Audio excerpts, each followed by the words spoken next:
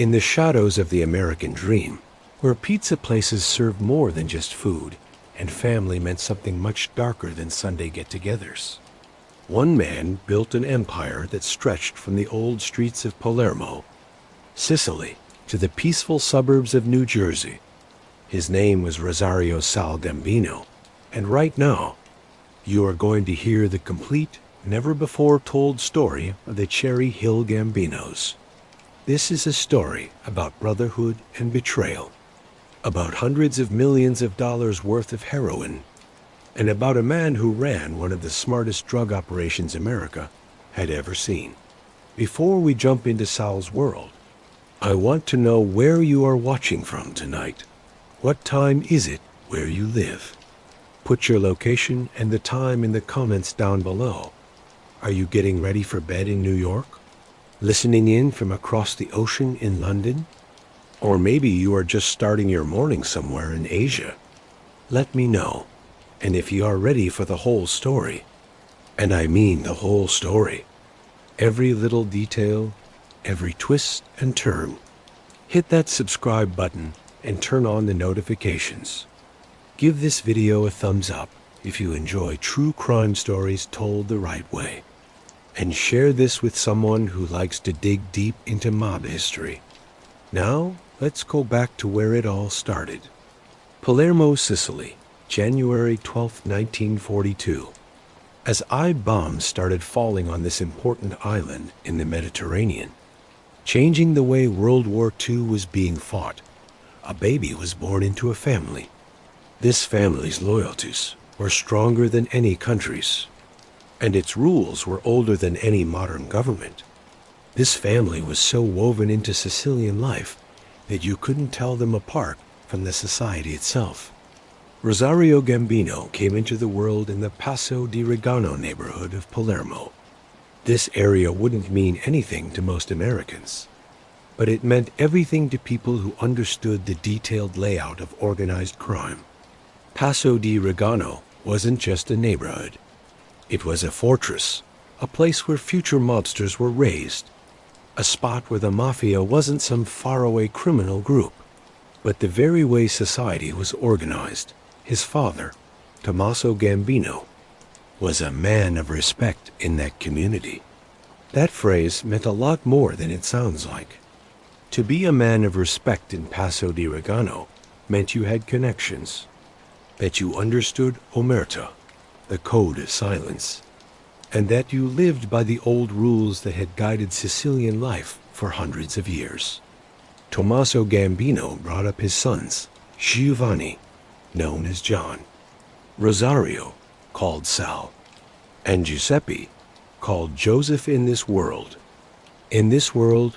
loyalty to family came before everything else. The government was seen as the enemy, and justice was something you handled yourself. Growing up in Palermo after the war meant growing up in a city full of opposites. Ancient Norman buildings stood right next to buildings damaged by bombs. Beautiful palaces overlooked neighborhoods where people were very poor. The Catholic Church was still very powerful, even as the Mafia did its business in the dark, and sometimes not even in the dark. The Church and the Mafia, these two groups, had a strange partnership. Both claimed to represent order and tradition in a world that was a mess. For young Rosario and his brothers, learning didn't just come from school. It came from the streets. It came from watching the men of respect who walked those streets in a special way, who were treated with respect without having to ask for it, who settled arguments and did business according to rules that had been improved over many generations. They learned that family wasn't just about blood relatives. Even though blood was extremely important, it was also about the bonds of La Cosa Nostra, the Mafia family, which went beyond family ties. The Gambino name itself meant something, even though they would later turn out to be only distant relatives of Carlo Gambino, the famous boss who had changed the American Mafia. Just having that last name opened doors in Sicily. But the real power came from their connections to other families that would influence Rosario's future. The Inzarillos, the Spatolas, the DiGiorgios. These weren't just names. They were powerful families, criminal groups that had survived hundreds of years of governments changing, foreign armies taking over, and wars between themselves. As Rosario grew up into a teenager and then a young man in the 1950s, Palermo was going through its own changes. The time after the war brought new chances for organized crime, especially in the building industry. As the city was being rebuilt, the Mafia got involved in every part of it. They took a cut of the money, decided who got contracts, and settled arguments with workers.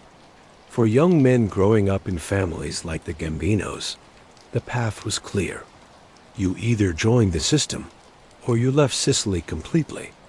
Rosario first chose to join the system, at some point in his late teens or early 20s. The exact date is hidden because of all the secrecy around these ceremonies.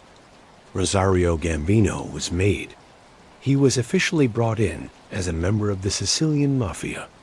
This wasn't like joining a street gang or a social club. The ceremony for being made was a sacred ritual, full of symbols and promises that were stronger than any legal contract. A ceremony, even though the details can be different, usually meant gathering in a secret spot with other family members. The person joining would be asked if he was really committed, if he understood the rules, and if he was willing to put the family above everything else, including his own blood relatives if he had to. Blood would be taken from the finger he used to pull a trigger, usually by pricking it with a pin or a small knife. A picture of a saint, usually held in his cupped hands, would be set on fire while he repeated the promise. May my flesh burn like the saint if I fail to keep my oath. From that moment on, Rosario Gambino was no longer just a young man from Passo di Regano. He was a made man in the honored society, bound by omerta, the code of silence that said he could never, ever help the authorities. He was now part of an organization that had survived kings and republics, dictatorships and democracy, war and peace. He was Mafia. But being made in Sicily in the late 1950s and early 1960s meant something else. Too, it meant being part of a world that was changing. The old ways were starting to bump into new realities. The heroin trade, which would later become the main way Sicilian organized crime made money, was just starting to get going. The connection between Sicilian crime families and their American relatives was getting stronger. This was helped by the steady stream of immigrants, both legal and illegal, going across the Atlantic Ocean. The Gambino brothers watched as other young men from respected families made the trip to America. They heard stories about chances to make it big, about wealth they couldn't even imagine, about cities where the Mafia could operate even more freely than in Sicily, because the police didn't understand the old rules, didn't speak the language, and didn't get the deep cultural roots that made the organization so tough. So, sometime around 1962, the decision was made. Tommaso Gambino and his 3 sons would leave Palermo for America. They would leave behind the old streets where their ancestors had walked for many years, the neighborhoods where everyone knew the Gambino name, and the society where they understood every unspoken rule and small gesture. They would go into the unknown, bringing with them only their connections, their skills, and their membership in an organization that had no borders. They would leave as Sicilians. They would arrive as immigrants. But they would always be Mafia. The Gambino family's trip to America wasn't the romantic immigrant story of Ellis Island and the Statue of Liberty. They didn't show up with legal papers in hand, excited to start fresh in the land of opportunity. Instead, they came into the United States illegally, using methods and connections that only people who worked in the shadows of the immigration system knew about. The details of how they got in illegally are still not clear, which is how they wanted it. But by 1966, through processes that probably involved fake documents, strategic marriages, or help from well-connected lawyers, the Gambino family got permanent residency. On paper, they were now legal residents of the United States. In reality, they were workers for an international criminal organization, setting up a new base in America. Their first stop was Brooklyn, New York, specifically the Bensonhurst neighborhood, an area that had become like a little piece of Sicily moved to American soil. Walking down 18th Avenue in Bensonhurst in the 1960s was like walking down some streets in Palermo. Old men in flat caps would gather on the front steps of buildings. Speaking in a Sicilian dialect, the smell of espresso and fresh bread came out of the stores. Religious festivals honoring patron saints would have big parades. For new immigrants like the Gambinos, it was a safe zone between the old country and the new one. The family opened Cafe Galantino on 18th Avenue. It was a simple place that would become one of their main places to operate.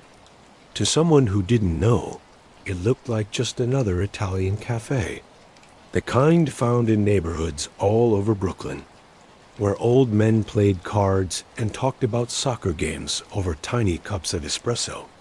But Cafe Valentino had another purpose. It was a meeting spot, a place to pass messages, a location where business could be done away from people who might be watching. The legal business, the front that would become the Gambino family's trademark in America, was pizza. Not just any pizza operation, but a big expansion that would eventually spread across many states. The Gambinos understood something important about American culture. Americans loved pizza. And pizza shops were perfect covers for other activities. Think about it from their point of view. A pizza place was a cash business. Back in the days before credit cards were everywhere, a lot of cash coming into the business could hide money coming from other sources. The hours were long and not regular. Pizzerias stayed open late into the night, which gave them cover for meetings and deals that couldn't happen during normal business hours. The steady stream of deliveries and pickups created patterns that could hide other pickups and deliveries of a very different kind. Flour, cheese, and other supplies came in big shipments. Who could say what else might be hidden in those shipments?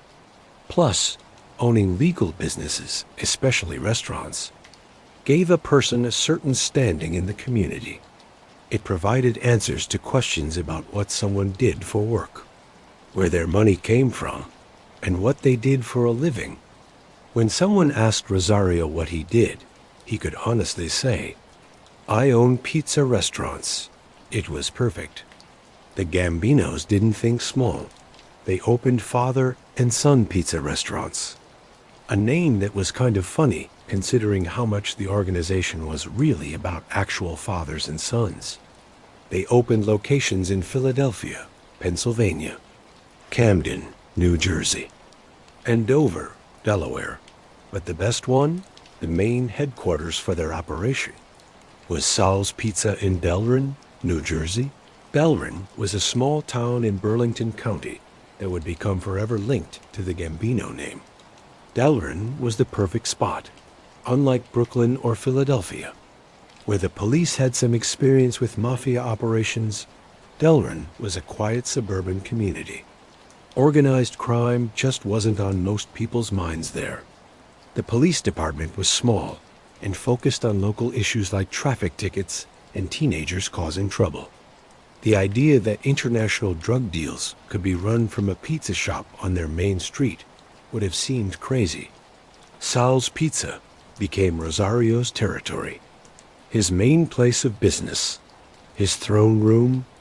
Regular customers knew him as a friendly, if a bit formal, businessman who took pride in how he looked and in his product. What they didn't know was that in the back rooms and during late-night closings, a completely different business was going on. It was a business that would eventually move hundreds of millions of dollars worth of heroin through American cities. Getting used to American life was easier for the Gambinos than for many immigrants because they arrived with built-in advantages. They had connections to the Gambino crime family in New York, those distant relatives who shared their last name and their Sicilian background. They knew how to live in an immigrant neighborhood where the Sicilian dialect was spoken as much as English. They had skills, both legal and illegal, that people wanted. But they also held on to their Sicilian traditions with strong devotion. At home, they spoke Sicilian. They cooked traditional meals the old way. They celebrated religious holidays with the same intensity as in the old country. They raised their children to understand how important family was, the value of keeping quiet, and the need for loyalty. The Gambinos lived in America, but in many ways, they remained Sicilians living away from home, keeping the values and rules of Palermo, even as they figured out the complexities of American society. And they waited. They built legal businesses, made connections, watched how American police worked, and learned the landscape. They were patient, as mafiosi had learned to be patient over centuries of survival. The time would come when their real business, the business they had been trained for since childhood, would start in earnest. That time was coming soon. In 1975, Paul Castellano, the man who had become one of the most powerful mafia bosses in America, made a decision that would change the landscape of organized crime in the New York area. He officially made the three Gambino brothers, Giovanni, Rosario, and Giuseppe, made members of the Gambino crime family.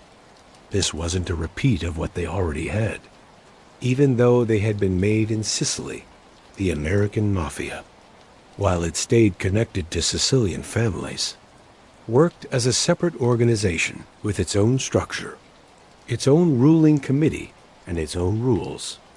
Being made in Sicily gave the brothers credentials, respect, and connections. But being made in America gave them the power to operate on U.S. soil.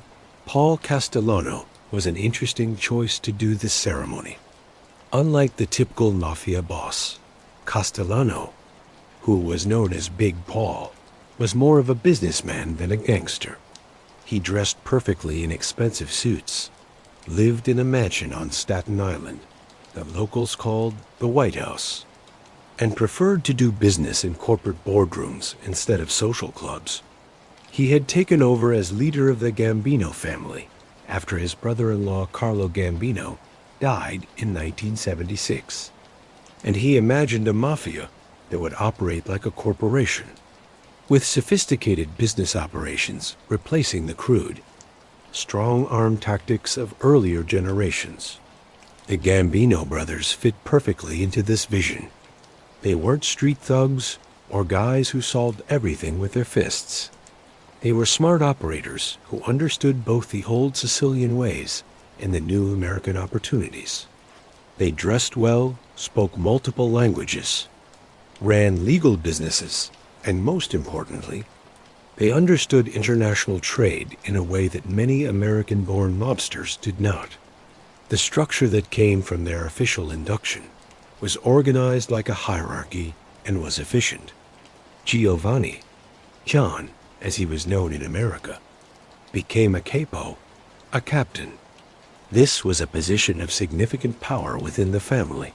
As capo, John had his own crew of soldiers and associates who reported to him. He answered to the family's administration, the boss, the underboss, and the consigliere. But within his own area, his word was law. Rosario and Giuseppe became John's top lieutenants, his most trusted soldiers. This arrangement made sense on many levels. First, loyalty to blood relatives was the strongest loyalty.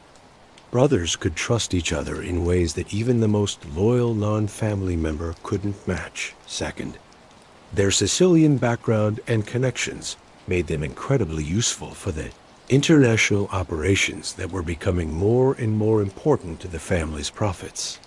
Third, their legal business empire gave them the perfect cover for their illegal activities.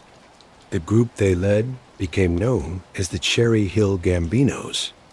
They were named after their base of operations in Cherry Hill, New Jersey, a town right next to Philadelphia. Cherry Hill was another perfect choice for a headquarters.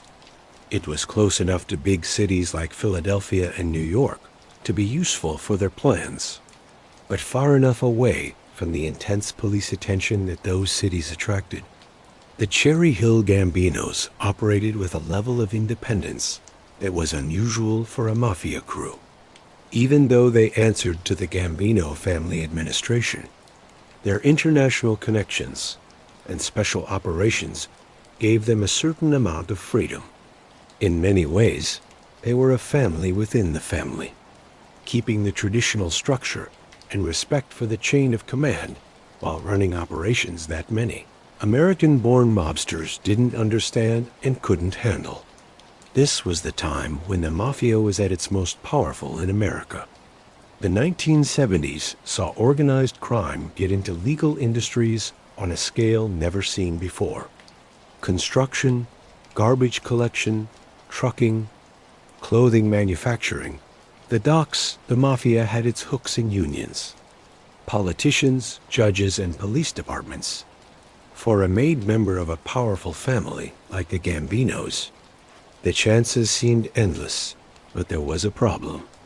A contradiction at the heart of the mafia's operations that would eventually lead to the downfall of many powerful mobsters. Drugs officially, the American Mafia had banned getting involved in drug dealing. The rule came from the top, from the Commission itself, the governing body that oversaw the 5 families of New York and other mafia families across the country. The reason was practical, not moral. Drug dealing came with very serious federal penalties, and drug dealers who got arrested had every reason to cooperate with the police to get their sentences reduced. The Commission was afraid that if a lot of people got into drugs, it would lead to a wave of informants that could bring down the whole organization, the punishment for dealing drugs, according to Commission rules, was death. But the potential for profit was just too big to ignore. A kilogram of heroin that cost a few $1,000s to make in Sicily could be sold on American streets for hundreds of thousands of dollars. The profit margin was enormous, much bigger than the profits from traditional mafia rackets like gambling, loan sharking, or union corruption. For ambitious mobsters, especially those with connections to the Sicilian mafia, where heroin refining had become a huge business, the temptation was too strong to resist. The solution was to have a way to deny it. Bosses like Paul Castellano would publicly keep the ban on drugs, maybe even making an example of someone every now and then to show they were serious. But certain trusted crews, especially those with Sicilian connections like the Cherry Hill Gambinos, would be allowed to work in the drug trade as long as they were careful, as long as they didn't bring trouble down on the family, and as long as the boss could say he didn't know anything about it if things went wrong. The Cherry Hill Gambinos were perfect for this job. Their Sicilian connections gave them access to heroin sources that American-born mobsters couldn't get. Their legal businesses gave them cover. Their operations in New Jersey and Philadelphia, instead of in New York City itself, created some distance between their activities and the center of Gambino family power. And their sophistication meant they knew how to protect the organization, how to make sure that if they got caught, giving up information wouldn't lead back to the leadership. So even as Paul Castellano publicly kept the ban on drugs, the Cherry Hill Gambinos started building what would become one of the most sophisticated heroin distribution networks in American history. They didn't start small or think locally. From the very beginning, their vision was international. They connected the heroin labs of Sicily with the veins of American addicts in a pipeline that would eventually move hundreds of millions of dollars worth of heroin every year. The irony was that they built this poison empire through pizza shops. Those classic symbols of Italian-American success, of immigrants starting their own businesses, of family values and wholesome food. The same hands that tossed pizza dough and sprinkled mozzarella also distributed heroin that would ruin lives, tear apart families, and fuel an addiction epidemic that would destroy American cities. The Cherry Hill Gambinos were officially in business. And business, as they say, was about to get very good. To understand the empire that Rosario Gambino helped build, you first have to understand the political situation of the heroin trade in the 1970s and early 1980s. This wasn't a simple operation of growing, processing, and distributing drugs. It was a smart international network that took advantage of political instability, country borders, gaps in regulations, and old family connections to move product from poppy fields in the Middle East to American streets with an efficiency that would have impressed any legal corporation. The pipeline started in Turkey, where opium poppies grew in huge fields. Farmers who had grown them for many years harvested them. At first, they were for legal medical purposes. The Turkish government, under pressure from the United States, had tried to ban opium farming in 1972, but the ban was lifted in 1974 after strong resistance from farmers and questions about whether the ban was working.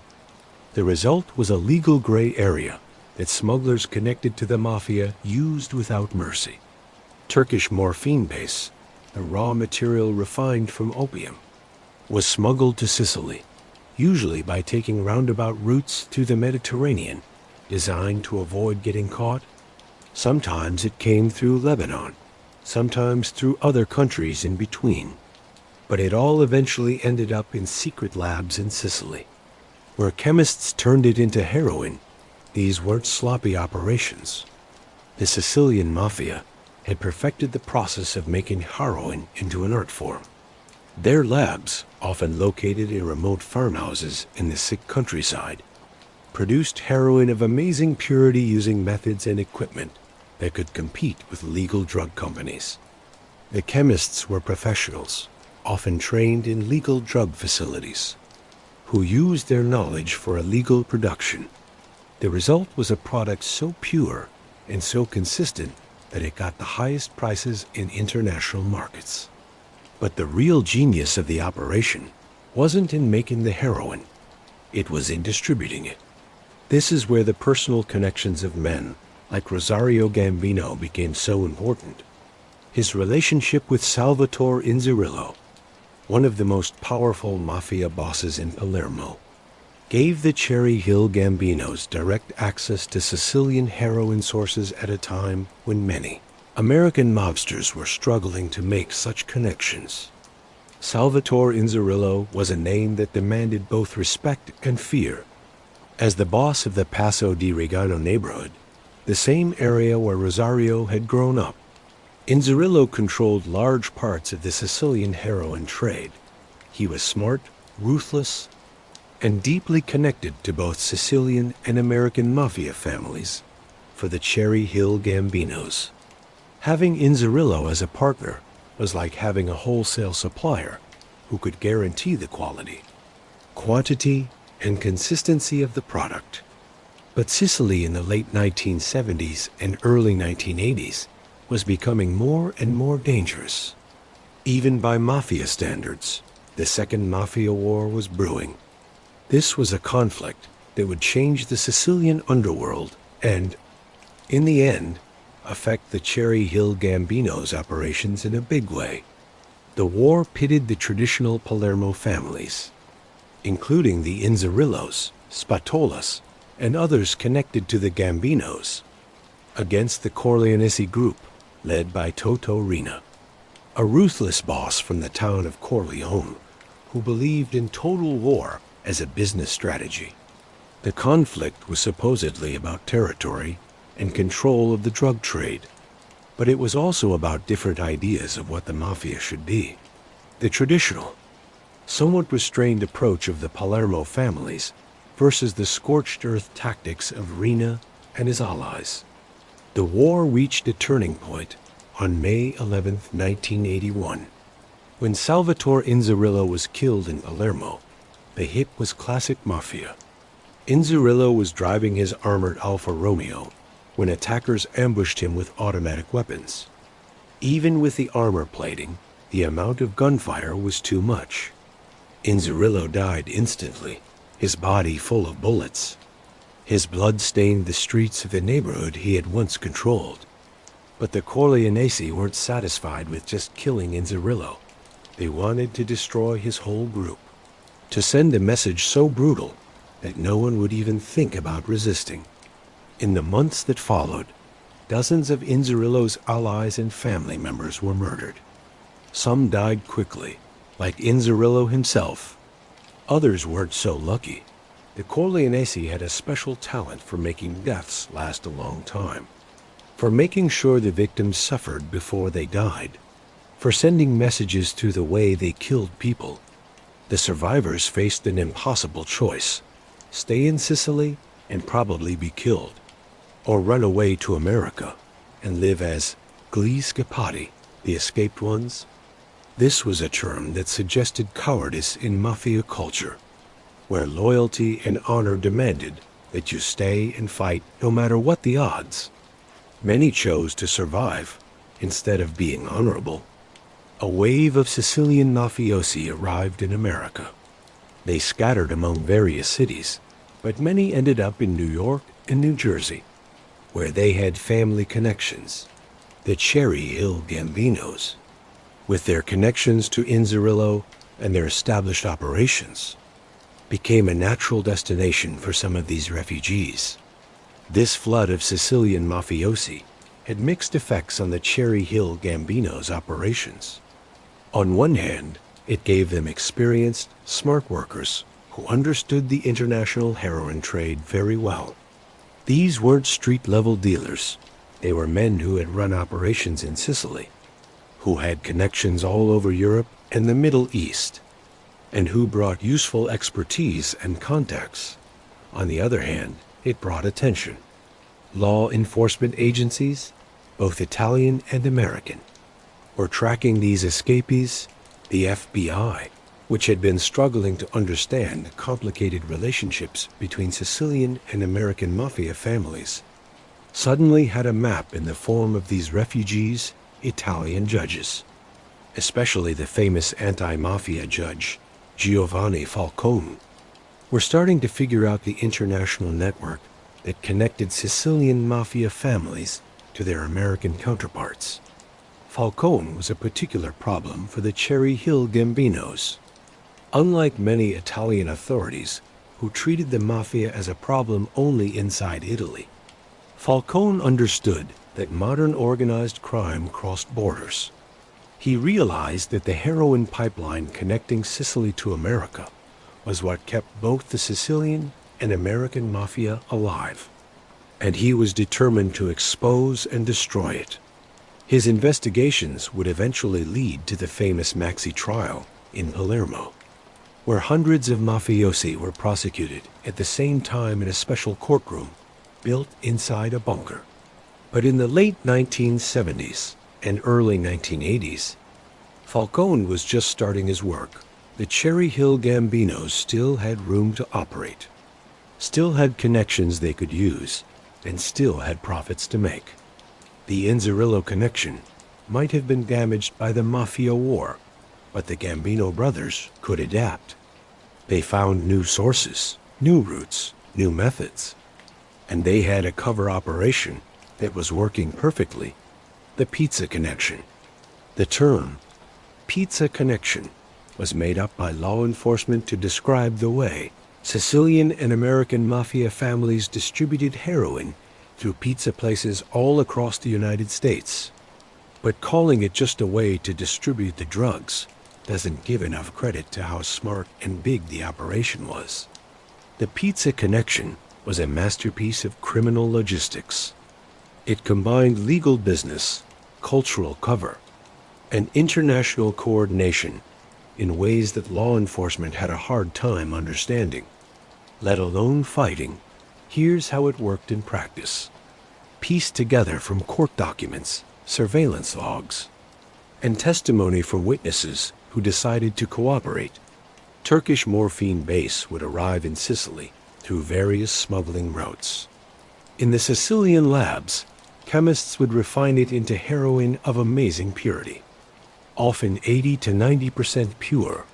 This was much purer than the street-level product that most users got. This pure heroin would then be packaged for transport, often in amounts of many kilograms at a time. The smuggling methods varied. Sometimes the heroin was hidden in legal cargo shipments, like containers of olive oil, canned tomatoes, or other Italian food products that regularly went from Sicily to Italian-American communities in the United States. Sometimes it was carried by couriers, either people who knew what they were doing or unwitting people who had been tricked about what they were carrying. Sometimes it was shipped through other countries to hide the Sicily to America route.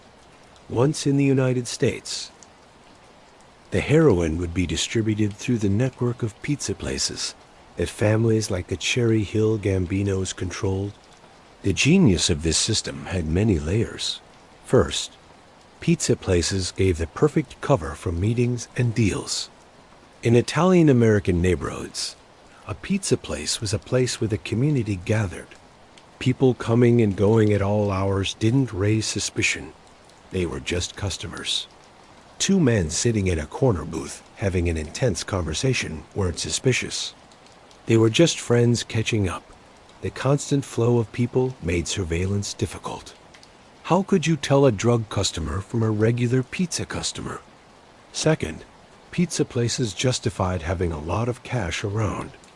In the 1970s and early 1980s, credit cards weren't as common as they would become later. Most pizza purchases were cash transactions. A busy pizza place could easily bring in $20,000, $30,000, or even $40,000 in cash per week, sometimes more.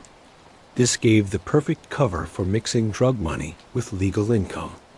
The IRS and other authorities would have a hard time figuring out which cash came from pizza sales and which came from heroin sales.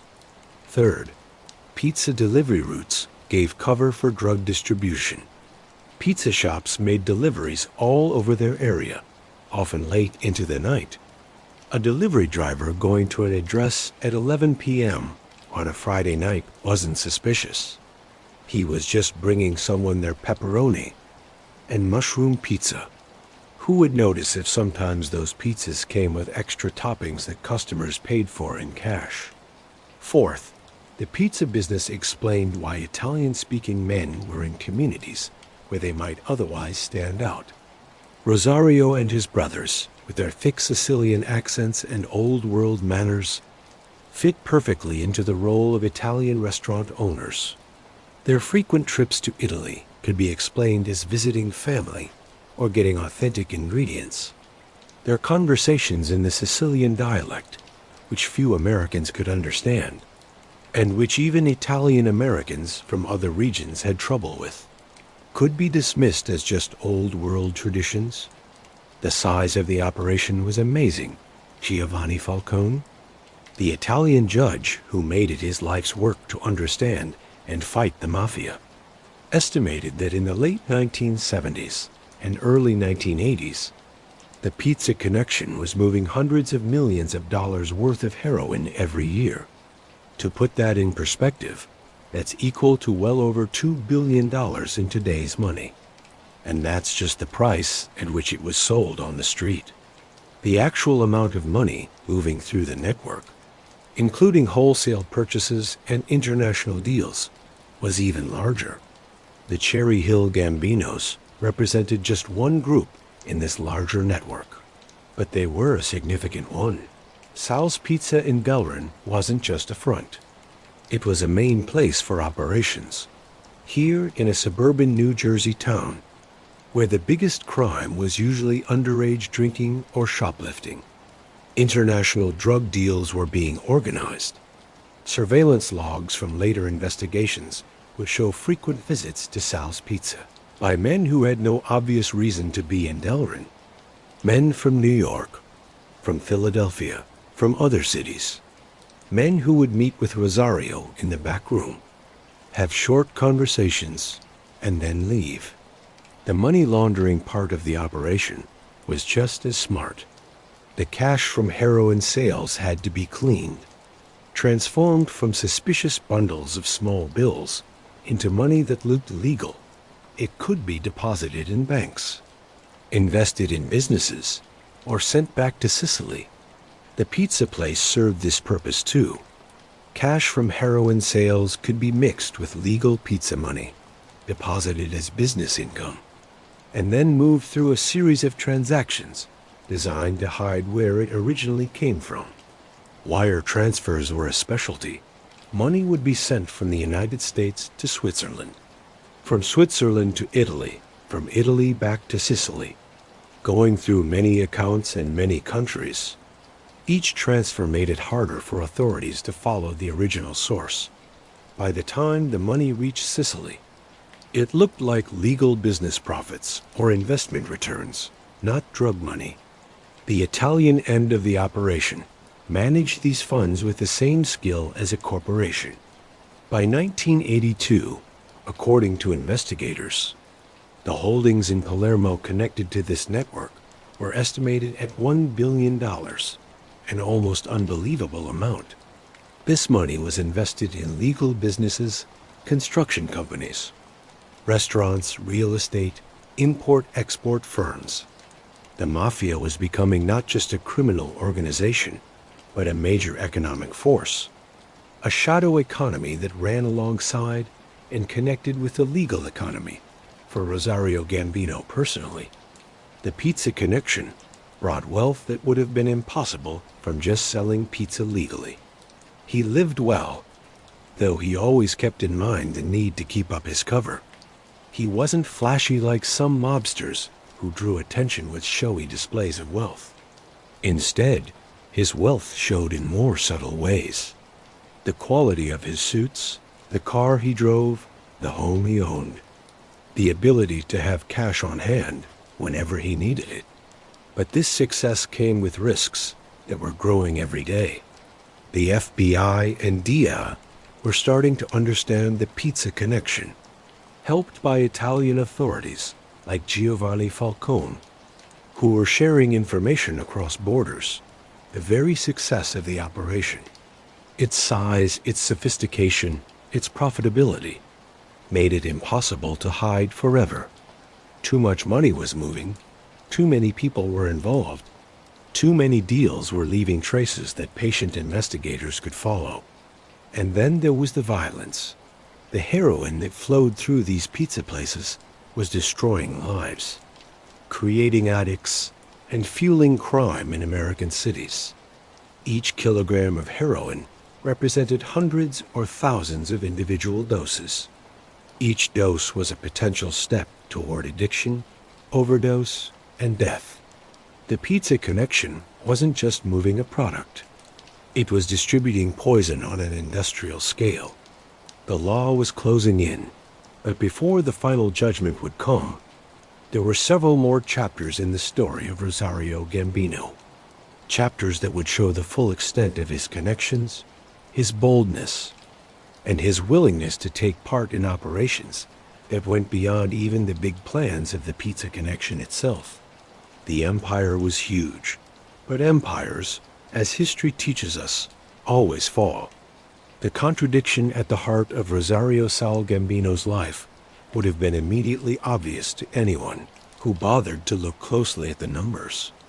On his tax returns, Rosario reported that he made about $20,000 to $21,000 a year. That was a modest amount even by the standards of the early 1980s. It was certainly not the kind of income that could support anything beyond a basic middle-class lifestyle. Yet Rosario lived in a home that was insured for $150,000, which was a pretty valuable property for that time. His monthly mortgage payment was $1,087. That was a significant amount that would have taken up most of his reported monthly income.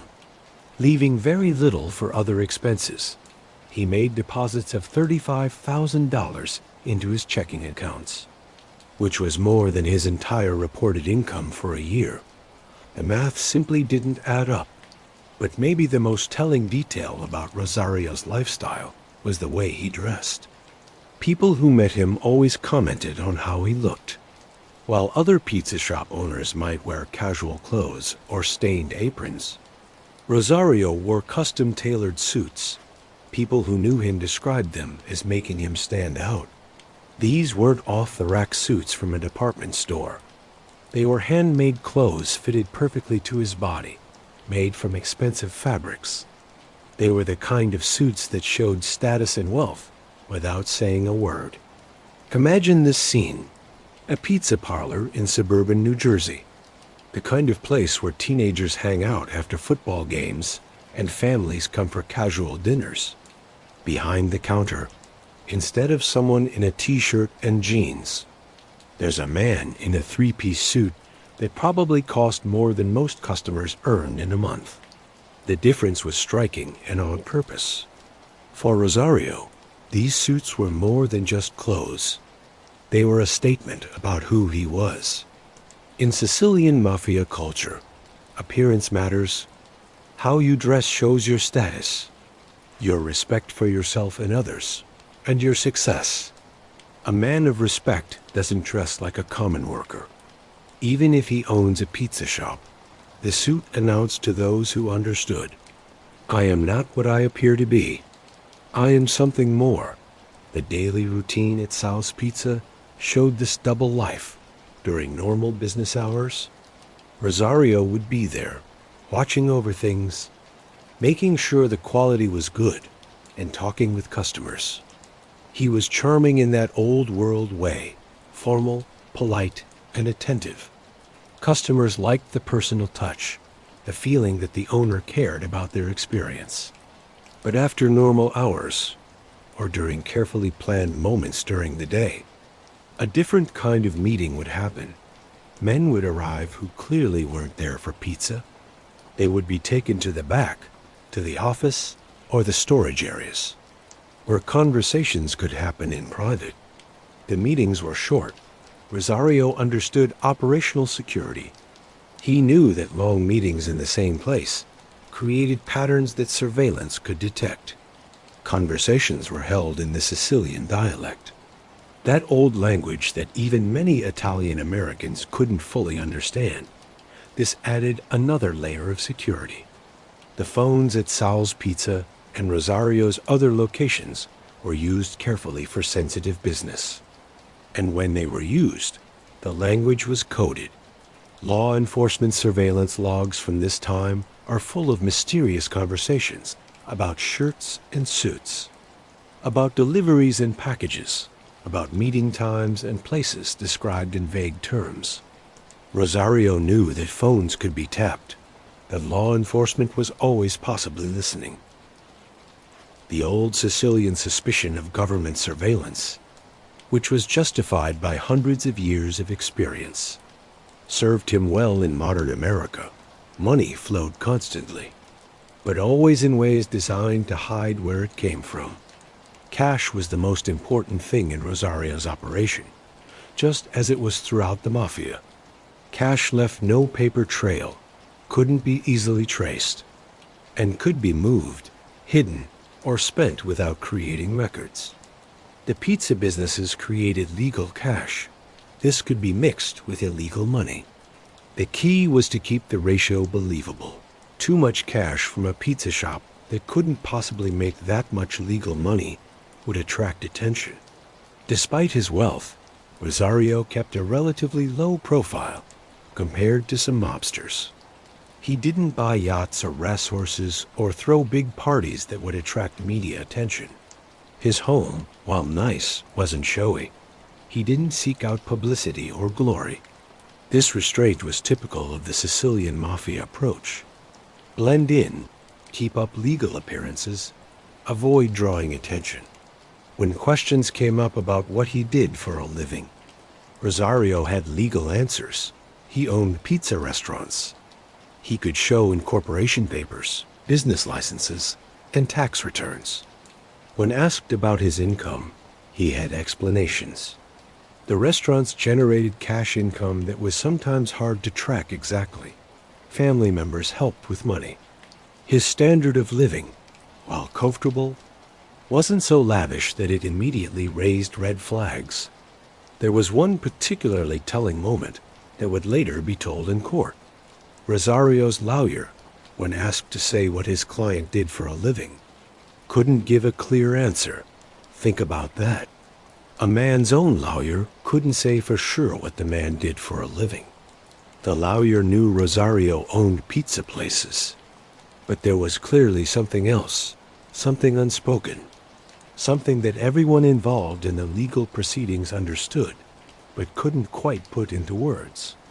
The time from December 31st, 1983 to March 16th, 1984 is noted in court documents as a period when Rosario was unemployed. This is legal language. He wasn't getting a paycheck from his pizza businesses during this time, but unemployed is a relative term. During those months, Rosario was probably as busy as ever, but his activities weren't the kind that produced W-2 forms or showed up on company payrolls. The lifestyle Rosario kept up required constant watchfulness. Every deal had to be considered for its potential to create evidence. Every meeting had to be planned with operational security in mind.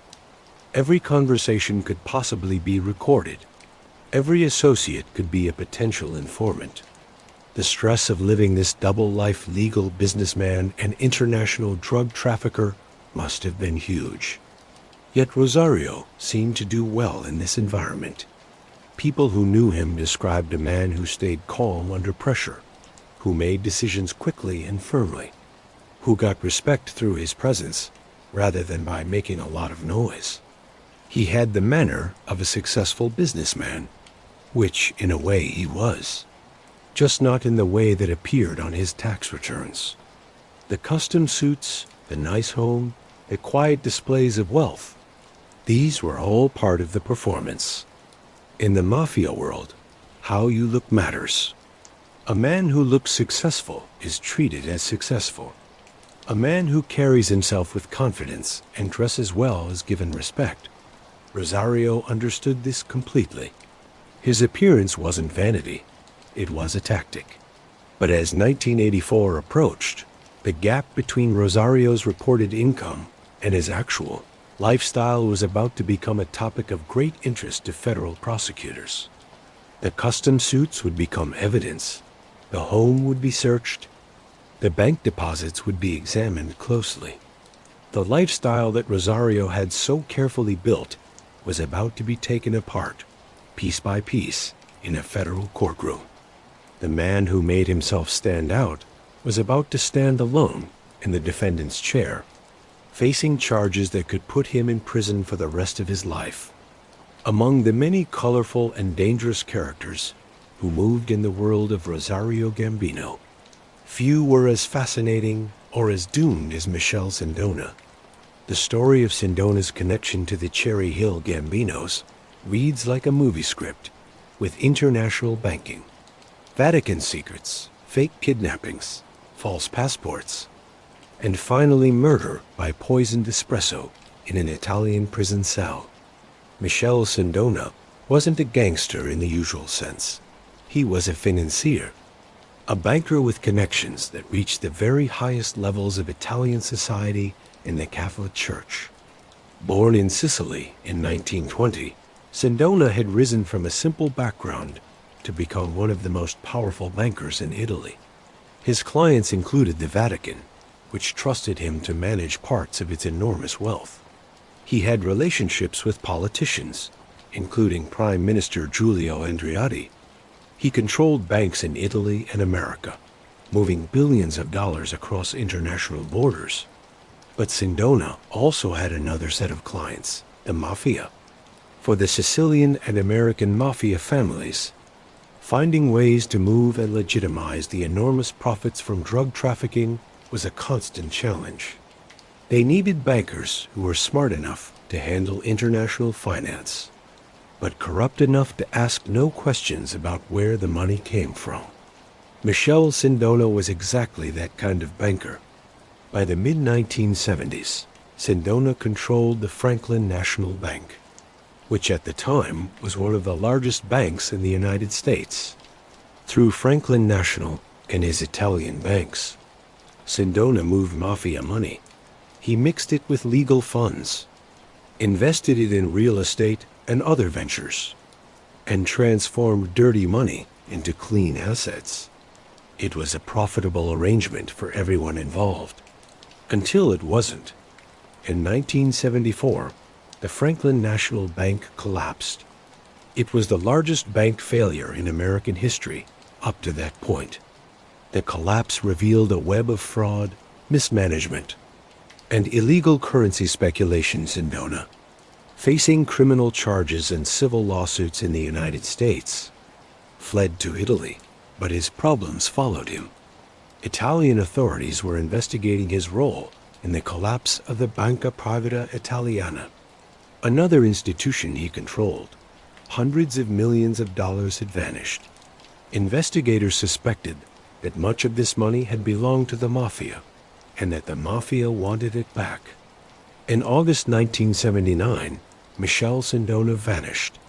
He claimed he had been kidnapped by left-wing political extremists who were holding him for ransom. A big international search began. The FBI, Italian police, and Interpol all looked for the missing banker. Newspapers wildly speculated about who might have taken him and why. Was it political terrorists? Ordinary criminals? The Mafia punishing him for losing their money? The truth was both simpler and more complicated. Sindona hadn't been kidnapped at all. He had faked the whole thing, and the Cherry Hill Gambinos, specifically John Gambino, had helped him do it. Here's what actually happened. John Gambino provided Sindona with a fake passport, allowing him to travel internationally without being detected. Sindona then faked his own kidnapping and traveled to Sicily, where he spent about 11 weeks in August and September of 1979. He stayed with Mafia families who were protecting him while he tried to pressure Italian politicians into helping him recover the Mafia money that had been lost when his banks collapsed. The plan was incredibly bold. Sindona believed he could use his knowledge of Italian political corruption. The bribes paid, the illegal deals made, the money laundered, to blackmail senior Italian officials into helping him.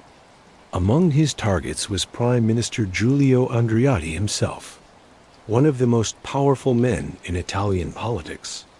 Sindona threatened to reveal years of corrupt dealings unless he received help in recovering the lost money and avoiding prosecution. It was a huge miscalculation. Italian politicians, while certainly corrupt in many cases, weren't going to let themselves be openly blackmailed by a fugitive banker, no matter what secrets he claimed to know. And the Mafia, while willing to hide Sindona temporarily, was getting impatient. They wanted their money back.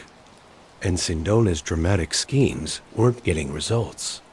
In late October 1979, Sindona reappeared in New York, claiming he had escaped from his kidnappers. He showed up on a midtown Manhattan street with what looked like minor injuries, telling a story about being held in a basement, interrogated, and finally released when his captors realized they couldn't get their ransom demands. The FBI was immediately suspicious. The timeline didn't make sense. The injuries looked faked. And when agents started investigating seriously, the whole story fell apart. Sindona eventually admitted the kidnapping was fake. though he never fully explained what he'd actually been doing during those 11 weeks. This is where Rosario Gambino enters the story directly. In late October 1979, after Sindona reappeared, he went to New Jersey and met with Rosario Gambino. We know this because an FBI surveillance team was watching. The agents observed Rosario and his brother John meeting with Sindona. This wasn't a casual greeting between acquaintances. It was a meeting between people working together on a crime, between men who had just finished a complicated international operation together. The importance of this meeting cannot be overstated. It directly connected Rosario and John Gambino to one of the most notorious financial criminals of the era. It connected them to a scheme involving fake passports and international travel, to an attempt to blackmail the Prime Minister of Italy. It showed how broad the Cherry Hill Gambinos' connections were, and how willing they were to take part in operations far outside the usual range of mafia activity. Sindona was arrested shortly after he reappeared and eventually found guilty of faking the kidnapping. But that was the least of his problems. He was also found guilty of fraud related to the Franklin National Bank collapse and sentenced to 25 years in federal prison. Italian authorities asked for him to be sent back to Italy to face charges related to the collapse of his Italian banks and, more seriously, for ordering the murder of Giorgio Ambrosoli, an Italian lawyer who had been investigating Sindona's fraudulent activities. In 1984, after serving part of his U.S. sentence, Sindona was sent back to Italy. There he was found guilty of multiple crimes, including ordering Ambrosoli's murder. He was sentenced to life in prison on March 22, 1986. Michele Sindona died in his prison cell in Valgara, Italy. The official cause of death was cyanide poisoning. Found in his morning espresso, Sindona claimed he was murdered, that the mafia had killed him to stop him from revealing secrets. Others suggested it was suicide, that Sindona had killed himself rather than spend the rest of his life in prison. The investigation was inconclusive, but most people who watched the case believed it was murder, the mafia's final solution to a problem that had lasted too long. Whether the mafia money that had been lost in Sindona's bank collapses was ever recovered remains unclear. Some investigators believe the money was never really lost, that it had been moved into other accounts and hidden through a series of complicated transactions. Others thought it was simply gone, used up by Sindona's fraud and bad management. The truth, like so many things about mafia money, remains hidden by layers of fake companies, false identities, and international deals designed to confuse anyone trying to follow the money. For Rosario Gambino, the Sindona connection was just one more thread in the complicated web of his criminal activities. It showed his access to the highest levels of international criminal finance.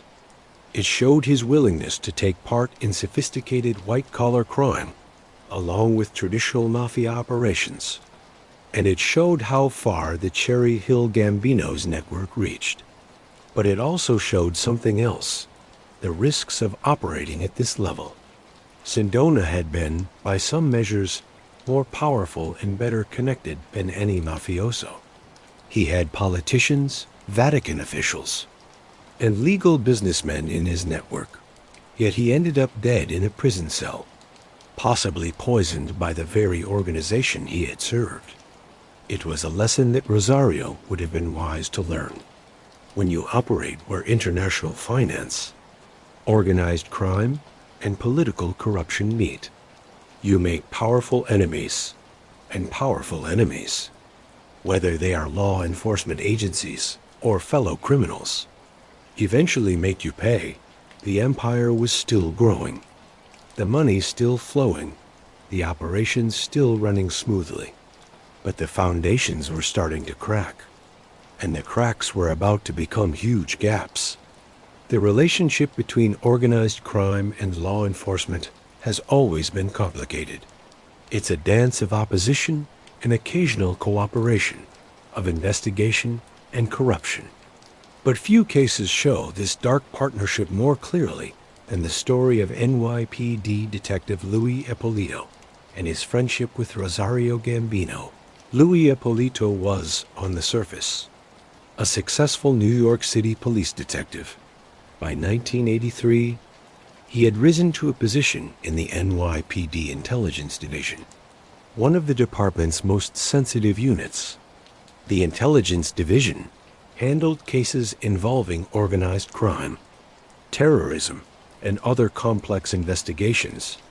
Detectives in this unit had access to highly confidential information: surveillance reports, witness identities, informant names, and details about ongoing investigations. It was exactly the kind of information that organized crime figures would pay a lot to get. But Ippolito's background should have raised red flags from the start.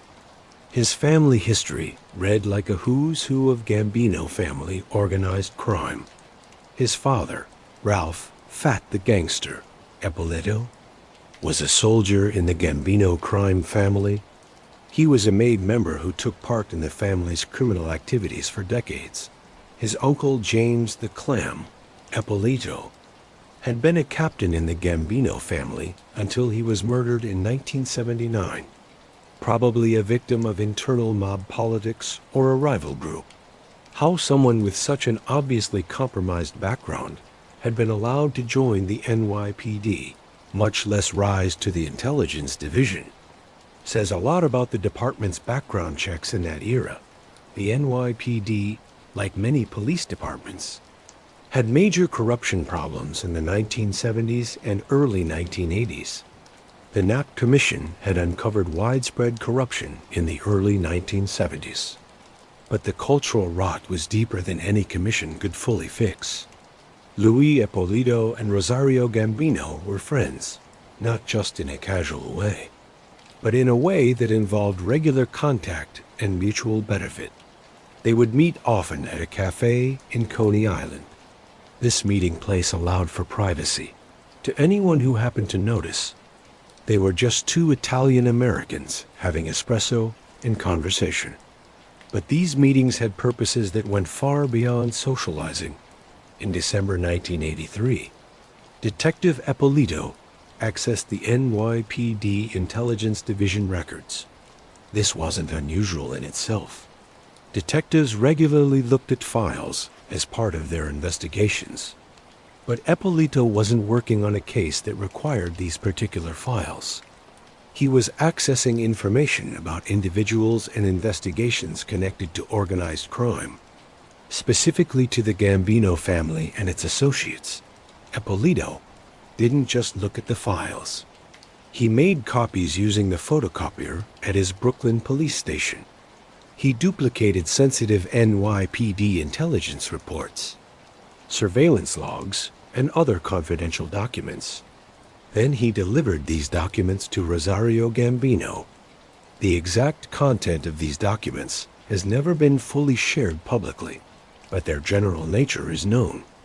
They probably included information about ongoing investigations into the Cherry Hill Gambinos, the identities of informants who were working with the authorities, surveillance schedules, and law enforcement strategies.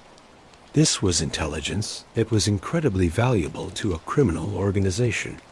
With this information, the Gambinos could change their operations to avoid surveillance, identify and possibly get rid of informants, and stay several steps ahead of the police. The scheme might have continued indefinitely, if not for an FBI raid on Rosario's home in 1984. Federal agents were carrying out a search warrant as part of their larger investigation into the Cherry Hill Gambinos.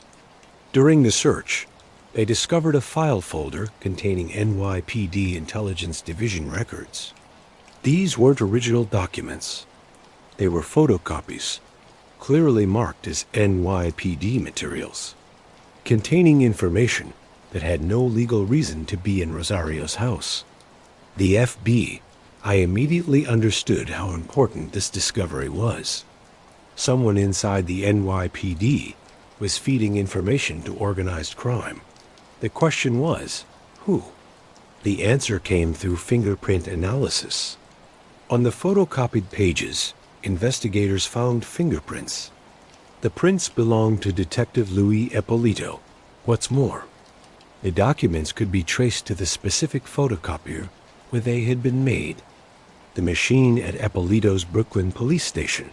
The evidence was overwhelming.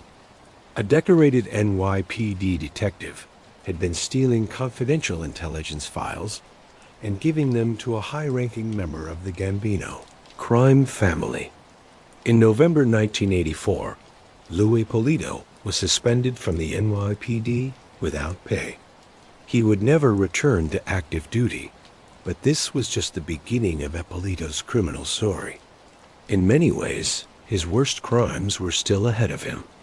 Years later, it would be revealed that Ippolito, along with his partner Stephen Caracappa, had become mafia cops. They were NYPD detectives who didn't just leak information, but actively took part in organized crime.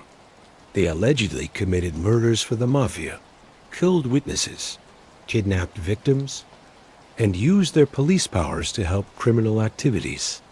The case of the mafia cops would eventually result in murder convictions and life sentences for both Ippolito and Caracappa.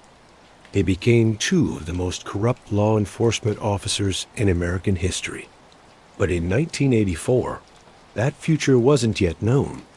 What was known was that Rosario Gambino had found a source inside the NYPD Intelligence Division, that he had access to sensitive law enforcement information, and that his operation was smart enough to use that information effectively. The discovery of the NYPD files in Rosario's home had another effect. It motivated federal prosecutors and investigators. If the Gambinos could corrupt NYPD detectives, if they had access to intelligence files, if they were operating with that level of sophistication, then the investigation needed to be handled with extreme care. Confidential information needed to be closely guarded. Surveillance operations needed to be conducted, assuming that the targets might know about the police's interest. The Ippolito connection was a warning sign, a flashing red light indicating how deep and sophisticated the Cherry Hill Gambino's operation was. They weren't street-level thugs. They were a criminal organization with international connections, sophisticated money laundering operations, and the ability to corrupt law enforcement. They represented a level of organized crime that required a federal response, the kind of response that would eventually come in the form of a massive investigation and prosecution. For Rosario, the discovery of the NYPD files in his home was a disaster.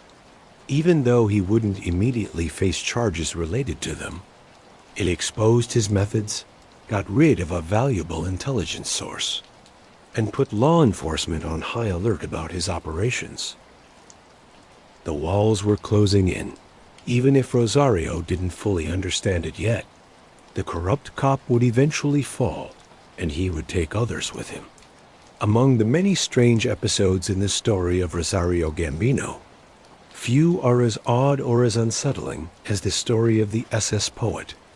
This was a cargo ship that disappeared in the Atlantic Ocean under circumstances that remain mysterious to this day.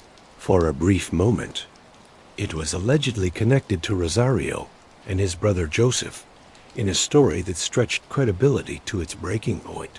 October 24, 1980. The SS Poet, a 522-foot cargo ship, left the port of Philadelphia, heading for Port Said, Egypt. The ship carried 13,000 tons of corn. It was a normal agricultural export, the kind that happened regularly.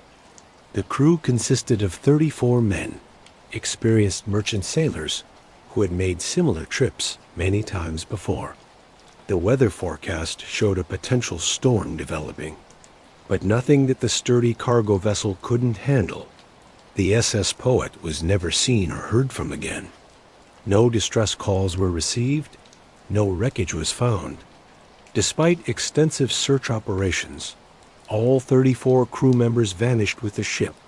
It was as if the ship had simply been erased from existence somewhere in the high seas between Philadelphia and Egypt. Disasters at sea, while tragic, weren't unheard of. Ships had been lost to storms, mechanical failures, and other causes throughout history. The official investigation by the National Transportation Safety Board eventually concluded that the ship had probably sunk due to structural failure during a storm. This might have been caused by water getting into the cargo holds and making the ship unstable. It was a plausible explanation, if not a satisfying one, for the families of the lost crew members. But then in January 1981, an extraordinary story emerged. Anonymous sources within the Drug Enforcement Administration leaked information to the media, claiming that Joe and Rosario Gambino had hijacked the SS Poet. The alleged motive was equally sensational. They wanted to replace a huge shipment of heroin that had been taken by Italian authorities in Milan in 1980. According to these D sources, the Gambino brothers had been working with 2 Middle Eastern drug smugglers. The plan supposedly involved taking over the SS Poet, maybe using the corn cargo as cover for smuggling operations, or maybe taking the ship completely for use in drug trafficking. The ship's disappearance without a trace was explained as the result of this hijacking. The ship had been taken to a secret location, possibly sunk or changed for other uses. The story had elements that seemed to support it. The timing matched the Milan heroin seizure, which had indeed cost mafia families a lot of money and product. The Gambinos did have international connections that could theoretically involve Middle Eastern smugglers. The Iran hostage crisis was happening, creating political tensions and opportunities for secret operations in the Middle East, and the complete disappearance of the ship without any wreckage did seem suspicious to some people. When asked about how believable this theory was, ANNTSB spokesman gave a response that would be endlessly quoted: incredible? Yes, impossible? No. That single statement seemed to give official support to what was otherwise an outrageous conspiracy theory. But then the story began to fall apart almost as quickly as it had appeared. The D quickly backtracked, claiming that their investigation into the Gambino hijacking theory had actually been closed in December 1980. Before the ship even disappeared, that wouldn't make sense if they'd been investigating its disappearance. Then the D changed its story, saying the investigation had been closed on January 19, 1981. That was conveniently the day after the story was leaked to the media. The DEA's explanation for why they had looked into this theory at all was also suspicious. They claimed a London source had provided the information, but this source had later been found to be unreliable. No details about the source, the specific claims, or the evidence that had seemed credible enough to investigate were ever provided. The timing of the leak raised even more questions. Joseph Gambino was scheduled to go to trial in just 2 months on unrelated drug trafficking charges. Leaking this sensational story about him hijacking a cargo ship and causing the deaths of 34 innocent crew members could influence the potential jurors, making it impossible for Joseph to get a fair trial. Defense attorneys immediately claimed that the leak was a deliberate attempt to influence or manipulate the jury. Looking at the SS Poet story with the benefit of hindsight and with knowledge of law enforcement tactics, several possibilities come to mind. First, it could have been a complete lie. It could have been false information designed to damage the Gambinos' reputations and create public pressure for aggressive prosecution. Law enforcement agencies especially during the war on drugs era, sometimes played fast and loose with the facts when they were going after high-value targets. Second, it could have been a misunderstanding or misinterpretation of intelligence. Maybe the Gambinos had discussed using cargo ships for drug smuggling, which would have been consistent with their operations, and this was somehow confused with or mixed up with the SS Poet disappearance. Third, and maybe most cynically, it could have been a deliberate attempt to prejudice potential jurors against Joseph Gambino before his trial, by leaking the story that he was connected to the death of 34 crew members. Even if the story was later taken back, it could create such negative publicity that getting an unbiased jury would be impossible. What we know for certain is that no evidence connecting the Gambino brothers to the SS Poet ever appeared. No charges were filed related to the ship's disappearance. The ship itself was never found, nor was any wreckage clearly identified as belonging to it. The 34 crew members remained listed as lost at sea. Their families were left without answers about what happened. The official conclusion that the SS Poet sank due to structural failure during a storm remains the accepted explanation, though it has never been proven for sure. Modern analysis suggests that the ship may have had problems for not being maintained well enough, that its cargo holds may have been compromised, and that a combination of age, weather, and mechanical issues led to a catastrophic failure that sent the ship to the bottom quickly enough that no distress signal could be sent. The SS Poet story shows several important aspects of the Rosario Gambino story. First, it shows how far law enforcement was willing to go in pursuing the Gambinos, even to the point of suggesting theories that seem more suited to thriller novels than to serious criminal investigation. Second, it shows the public's fascination with mafia stories, and the willingness of the media to report sensational claims without much evidence. Third, it reveals the paranoia and suspicion that surrounded organized crime investigations in this era, where any unexplained event could be blamed on the mafia. But maybe most importantly, it shows that even when dealing with serious criminal organizations, we have to be careful about accepting sensational explanations without evidence. The Gambinos were guilty of many things, but hijacking a cargo ship and killing 34 innocent crew members doesn't appear to be one of them. The SS Poet remains lost somewhere in the Atlantic Ocean. It's a maritime mystery that will probably never be fully solved, and whatever role, if any, the Gambino brothers played in its disappearance remains in the realm of conspiracy theory rather than proven fact. Some mysteries last, the truth, as always, is harder to pin down than fiction. March 1980 marked the first time Rosario and Joseph Gambino would face serious federal drug trafficking charges. Italian and American law enforcement had been working together on their investigations, sharing information about the transatlantic heroin pipeline, and building cases against key people in the network. The Gambino brothers were main targets. The charges came from an alleged attempt to bring in 91 pounds of heroin from Milan, Italy. That was a huge amount that would have had a street value in the millions of dollars. This wasn't a small-time arrest. It was an attempt to break up a major import operation. Italian authorities had taken the heroin in Milan and were working to find out who was supposed to receive it in America. The trail led to New Jersey and the Cherry Hill Gambinos. For most defendants, federal drug trafficking charges of this size would be devastating. The evidence would usually be strong: physical product, wiretaps, surveillance, cooperating witnesses. Conviction rates in federal drug cases were very high.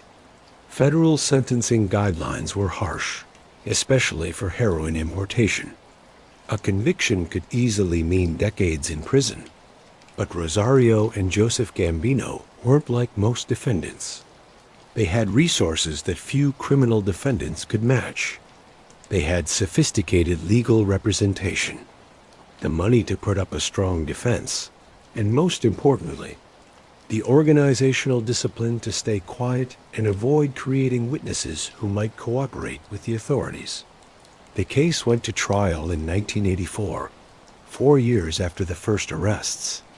That delay itself tells a story. Federal cases, especially complex international drug cases, often take years to get to trial as prosecutors and defense attorneys fight over evidence, witness availability, and procedural issues. During those 4 years, the Gambino brothers remained free on bail. They continued to run their legal businesses, and allegedly, their illegal ones as well. The trial showed the challenges prosecutors faced in cases like this. To prove that Rosario and Joseph tried to bring in heroin, prosecutors needed to show their knowledge of and participation in the scheme. They couldn't have the physical drugs because the heroin had been taken in Italy. This meant the case would depend on circumstantial evidence, communications, financial deals, and witness testimony about meetings and conversations. But circumstantial cases are harder to prove beyond reasonable doubt, especially when defendants have the money to hire skilled defense attorneys who can create doubt about every link in the chain of evidence. Were those phone calls really about heroin? Or could they have been about legal business? Did that meeting really involve drug trafficking discussions? Or was it about restaurant operations? Could the witness really remember what was said 4 years ago with certainty? The defense strategy would have focused on creating reasonable doubt, challenging how believable any cooperating witnesses were, questioning how the evidence was handled and analyzed, and emphasizing the lack of direct physical evidence connecting their clients to the seized heroin. It's a strategy that can work, especially in cases where the evidence is mostly circumstantial. Can the defendant stay completely silent? The verdict? Both Rosario and Joseph Gambino were found not guilty on all counts. For federal prosecutors, it was a devastating loss. Years of investigation, working with Italian authorities, the seizure of 91 pounds of heroin, and the main American targets walked free. The acquittal showed how hard it is to prosecute sophisticated international drug trafficking cases, especially when defendants have the resources to hire professional defenses and the discipline to keep omerta. But the 1980 case wasn't the only legal problem facing the Gambino brothers. Across the Atlantic, Italian authorities were pursuing their own charges. In 1980, Giovanni Falcone, the famous anti-mafia judge, issued arrest warrants for all 3 Gambino brothers: Giovanni, John, Rosario Sal, and Giuseppe Joseph, on drug trafficking charges in Italy. Falcone's warrants were based on Italian investigations that had developed independently, but alongside American efforts. The Italian authorities had traced heroin shipments from Sicilian labs to American recipients, and the Gambino brothers appeared as key figures in this network. The Italian charges were similar to what Rosario and Joseph faced in America: conspiracy to traffic heroin, operating an international drug smuggling network, and related offenses. The Italian government asked the United States to send the Gambino brothers back to Italy to face trial. Under normal circumstances, and according to the extradition treaties between the United States and Italy, such requests would usually be honored, especially for serious charges like international drug trafficking. But the United States refused. The State Department, working with the Justice Department, decided not to send the Gambino brothers back to Italy. The official explanation, if one was ever given, has not been made public. Unofficially, several factors may have influenced this decision. First, the Gambino brothers were U.S. permanent residents. and there may have been concerns about sending them back to face charges based on evidence that U.S. authorities couldn't fully evaluate. Second, U.S. prosecutors may have wanted to keep the brothers in America to pursue their own cases, believing they could build stronger cases at home. Third, there may have been concerns about how fair the Italian judicial system was, especially in mafia cases where intimidating witnesses and jurors was a known problem. Whatever the reasons, the refusal to send them back meant that the Gambino brothers would never face Italian justice in person. Italian law allows for trials in absentia, meaning trials without the defendant present. Defendants can be tried and convicted even without being physically in court. This is a controversial practice, seen by some as violating basic rights to face your accuser into a fair process. But it's legal under Italian law and is used especially in cases involving fugitives from justice. The Italian proceedings went forward. Evidence was presented, witnesses testified, and the court thought about its decision. The verdicts? Guilty. All three Gambino brothers were convicted in absentia of drug trafficking charges and sentenced to significant prison terms under Italian law. But Italian convictions were meaningless as long as the brothers stayed in the United States. They couldn't be forced to serve Italian sentences. They couldn't be arrested by Italian authorities. Their assets in America couldn't be taken to satisfy Italian court orders. The convictions were, in practical terms, symbolic. They were serious black marks on their records, but without immediate consequences for Rosario and his brothers. 1984 must have felt like a victory. Acquitted in America, convicted in Italy, but beyond the reach of Italian authorities. They had successfully navigated the legal systems of two countries and come out free to continue their operations. The heroin pipeline kept flowing, the money kept piling up, the empire grew. But victories in court, like victories in war, can be hollow.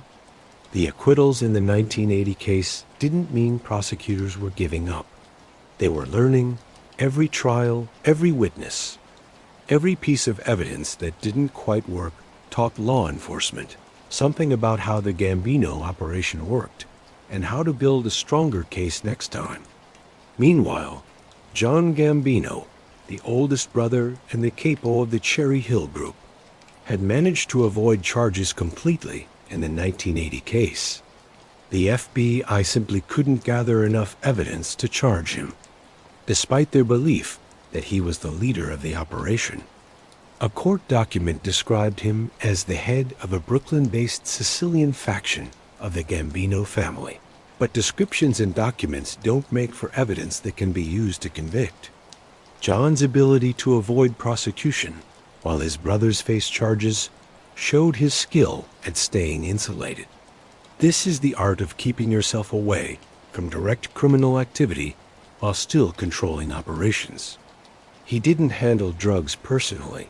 He didn't make the incriminating phone calls. He didn't go to meetings where deals were discussed in ways that could be recorded or witnessed. He operated through layers of middlemen, keeping the traditional mafia structure where the boss stays removed from street-level operations. This insulation was a double-edged sword for law enforcement. On one hand, it made John hard to prosecute. On the other hand, it meant that even successful prosecutions of soldiers and lieutenants like Rosario and Joseph didn't necessarily break up the organization.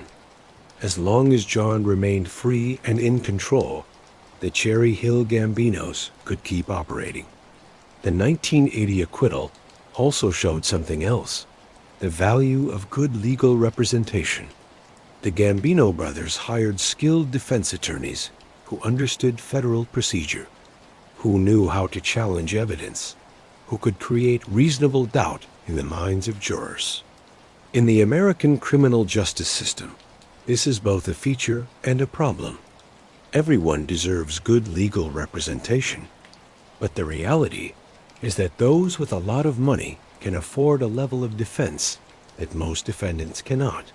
For Italian authorities, especially Giovanni Falcone, the American refusal to send the brothers back and the subsequent acquittal were frustrating but not surprising.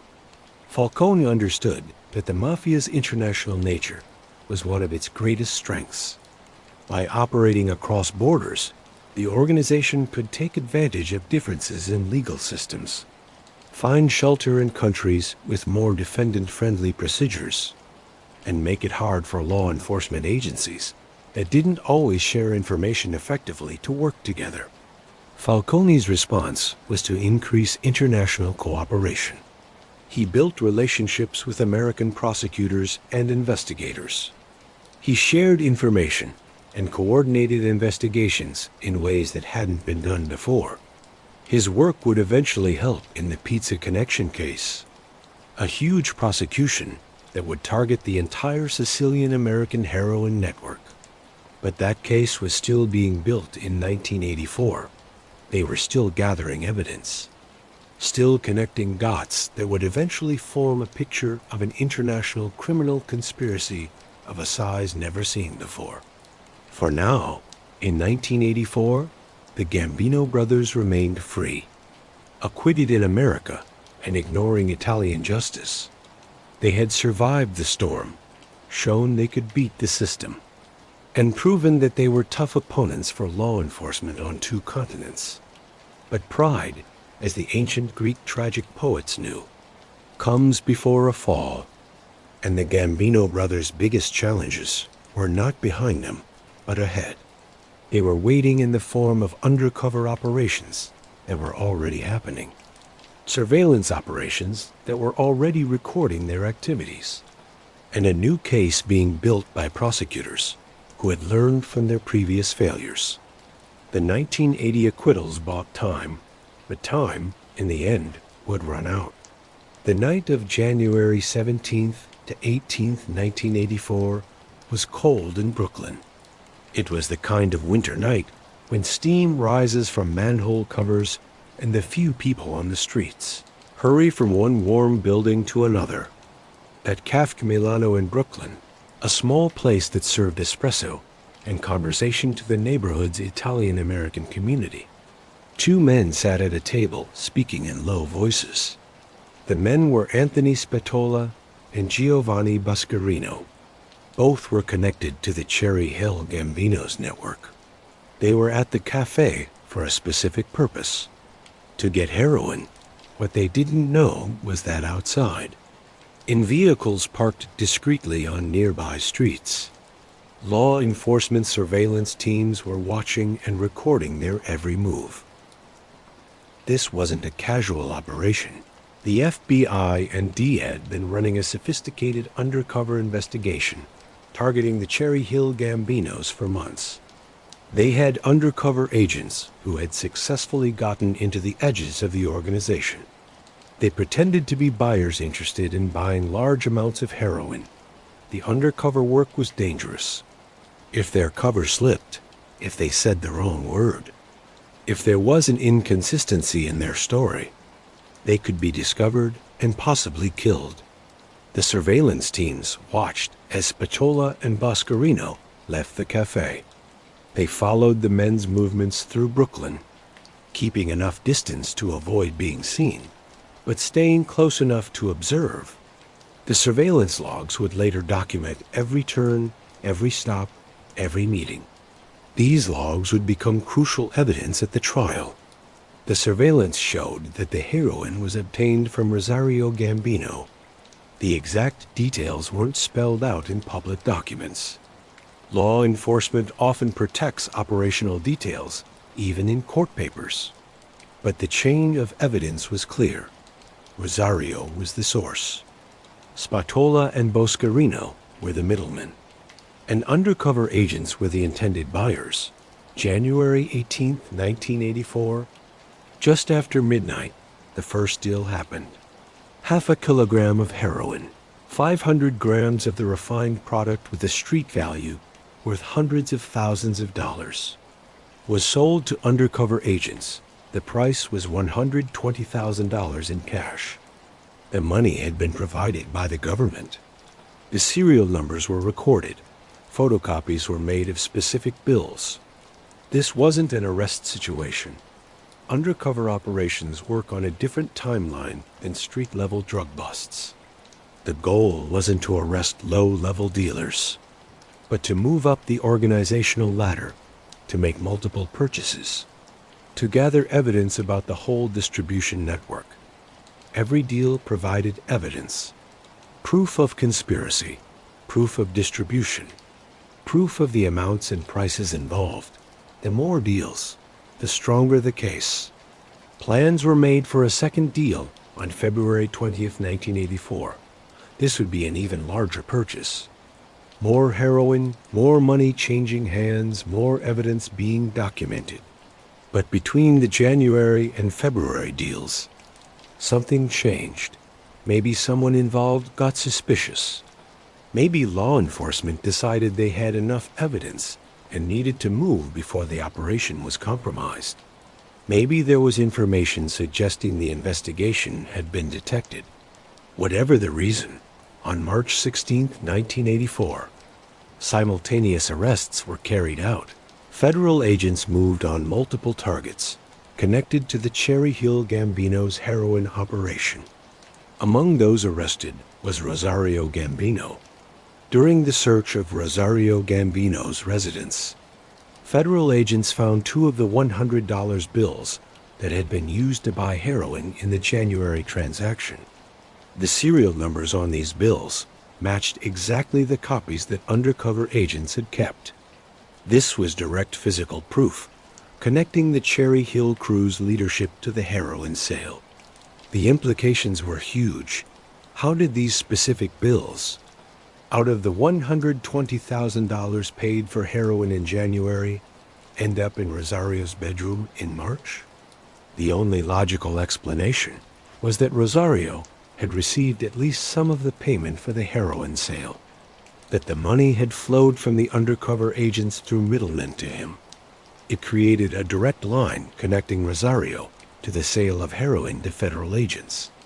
The defendants eventually charged in the case were Rosario Gambino, convicted; Gaetano Mazzara, convicted; Anthony Spatola, co-defendant and cooperating witness; Antonio Gambino, acquitted; Mario Gambino, acquitted; and Giovanni Buscarino, fugitive at the time of trial, later pleaded guilty. The presence of multiple Gambino family members among the defendants showed both the family nature of the operation and the challenge for prosecutors in figuring out exactly who was involved and to what extent. The Gambino name appeared so often in the criminal network that telling individuals apart and establishing specific roles required careful documentation and evidence. Pre-trial proceedings revealed that the defense strategy would involve both legal maneuvering and attempts to avoid trial completely. Rosario and Antonio Gambino both filed motions claiming they were suffering from psychiatric disabilities that prevented them from properly preparing their defense. Under a federal law, defendants who are mentally incompetent cannot be tried. They must first be helped to become competent, or the charges must be dropped. Judge Lacey, who was in charge of the case, ordered extensive psychiatric hearings. Mental health professionals examined both defendants, did evaluations, and gave reports to the court. The hearings were detailed and took a lot of time.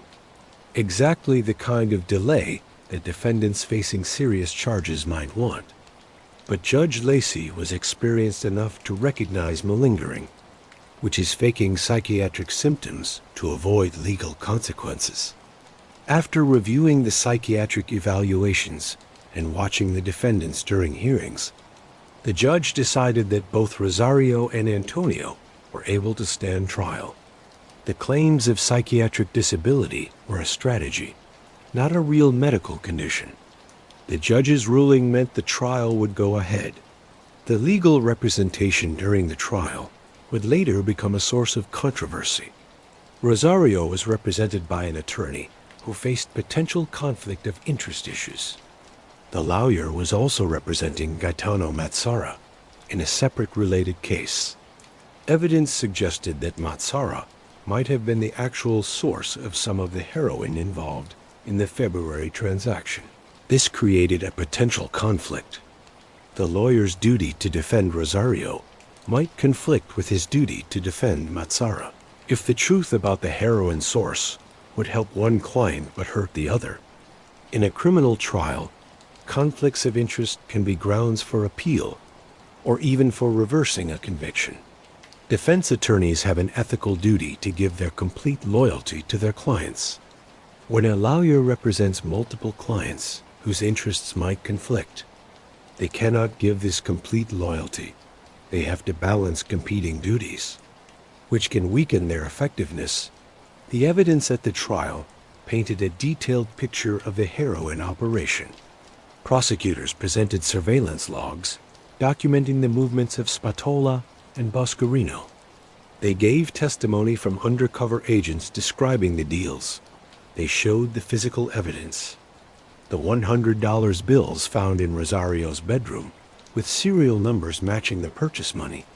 They presented recorded conversations, though the defendants were careful, using codes and avoiding phones when possible.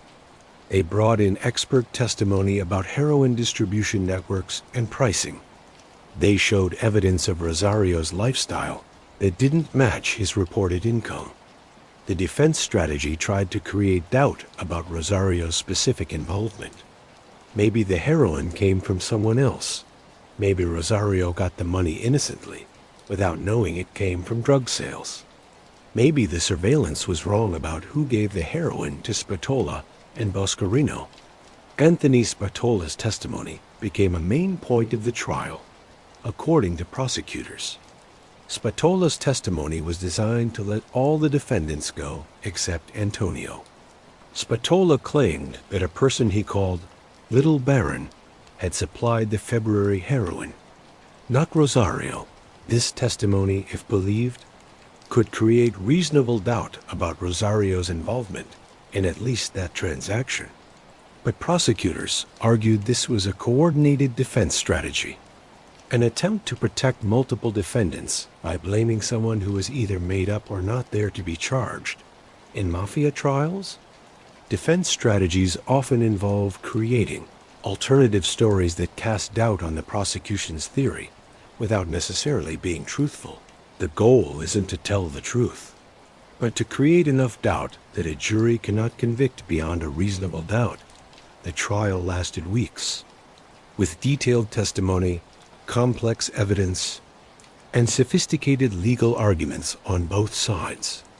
Jurors had to sort through surveillance logs, financial records, witness testimony that often conflicted, and physical evidence, all while being instructed on the legal standards for conspiracy, possession with intent to distribute, and other charges. On December 11, 1984, the jury returned with verdicts. For Rosario Gambino, guilty on multiple counts, including heroin possession with intent to distribute and conspiracy to distribute heroin. The conviction represented a significant victory for federal prosecutors who had failed to convict Rosario in the 1980 case. They had learned from that experience, built a stronger case, used undercover operations to create direct evidence, and presented physical proof that couldn't be easily explained away. For Rosario, the verdict was a disaster. Unlike the 1980 acquittal, there would be no walking away from this one. Federal convictions for heroin distribution carried mandatory minimum sentences. With the amounts involved and the evidence of international conspiracy, Rosario was facing decades in federal prison. The man who had built an empire, who had worn custom suits to his pizza shop, who had connections spanning from Sicily to South Jersey, who had corrupted NYPD detectives and moved hundreds of millions of dollars in heroin, was now a convicted federal felon waiting to be sentenced. The fall had begun, and it was about to speed up. The courtroom drama surrounding United States v. Gambino revealed layers of complexity that went beyond the simple question of whether Rosario had distributed heroin. The proceedings exposed the sophisticated defense strategies used by mobsters with significant resources.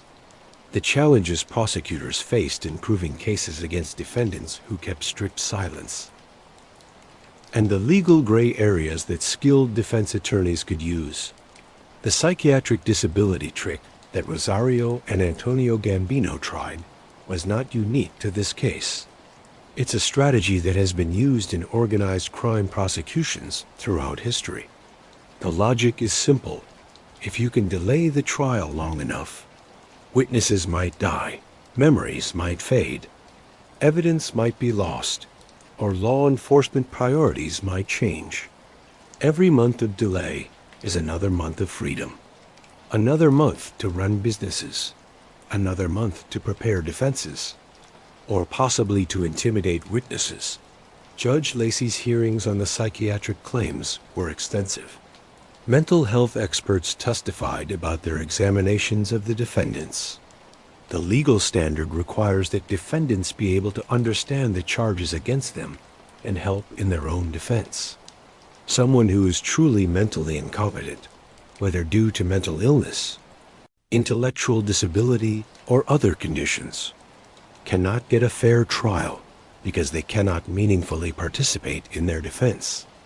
But malingering, faking psychiatric symptoms, is a well-documented thing, especially in criminal cases where defendants face serious charges.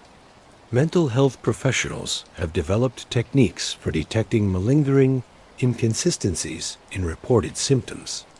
Symptoms that don't match known psychiatric conditions, exaggeration of difficulties, good performance on tasks when the person thinks they're not being evaluated, but poor performance when they know they're being tested. The fact that both Rosario and Antonio claimed psychiatric disability at the same time raised immediate suspicions. What were the chances that two defendants in the same case would independently develop psychiatric conditions that made them unable to stand trial at the same time? The coincidence was too convenient to be believable. Judge Lacey's decision that both men were malingering was based on the expert evaluations and his own observations. The judge noted inconsistencies in how they presented themselves, their ability to function normally in some situations while claiming disability in others, and the suspicious timing of their claimed symptoms. The ruling meant both men would face trial, and it sent a message that the court wouldn't be easily tricked by delay tactics. The conflict of interest issues surrounding the lawyer's representation of Rosario were more subtle but potentially more serious. In criminal law, conflicts of interest can arise in various ways. A lawyer representing co-defendants whose interests differ. A lawyer with financial interests that conflict with client interests.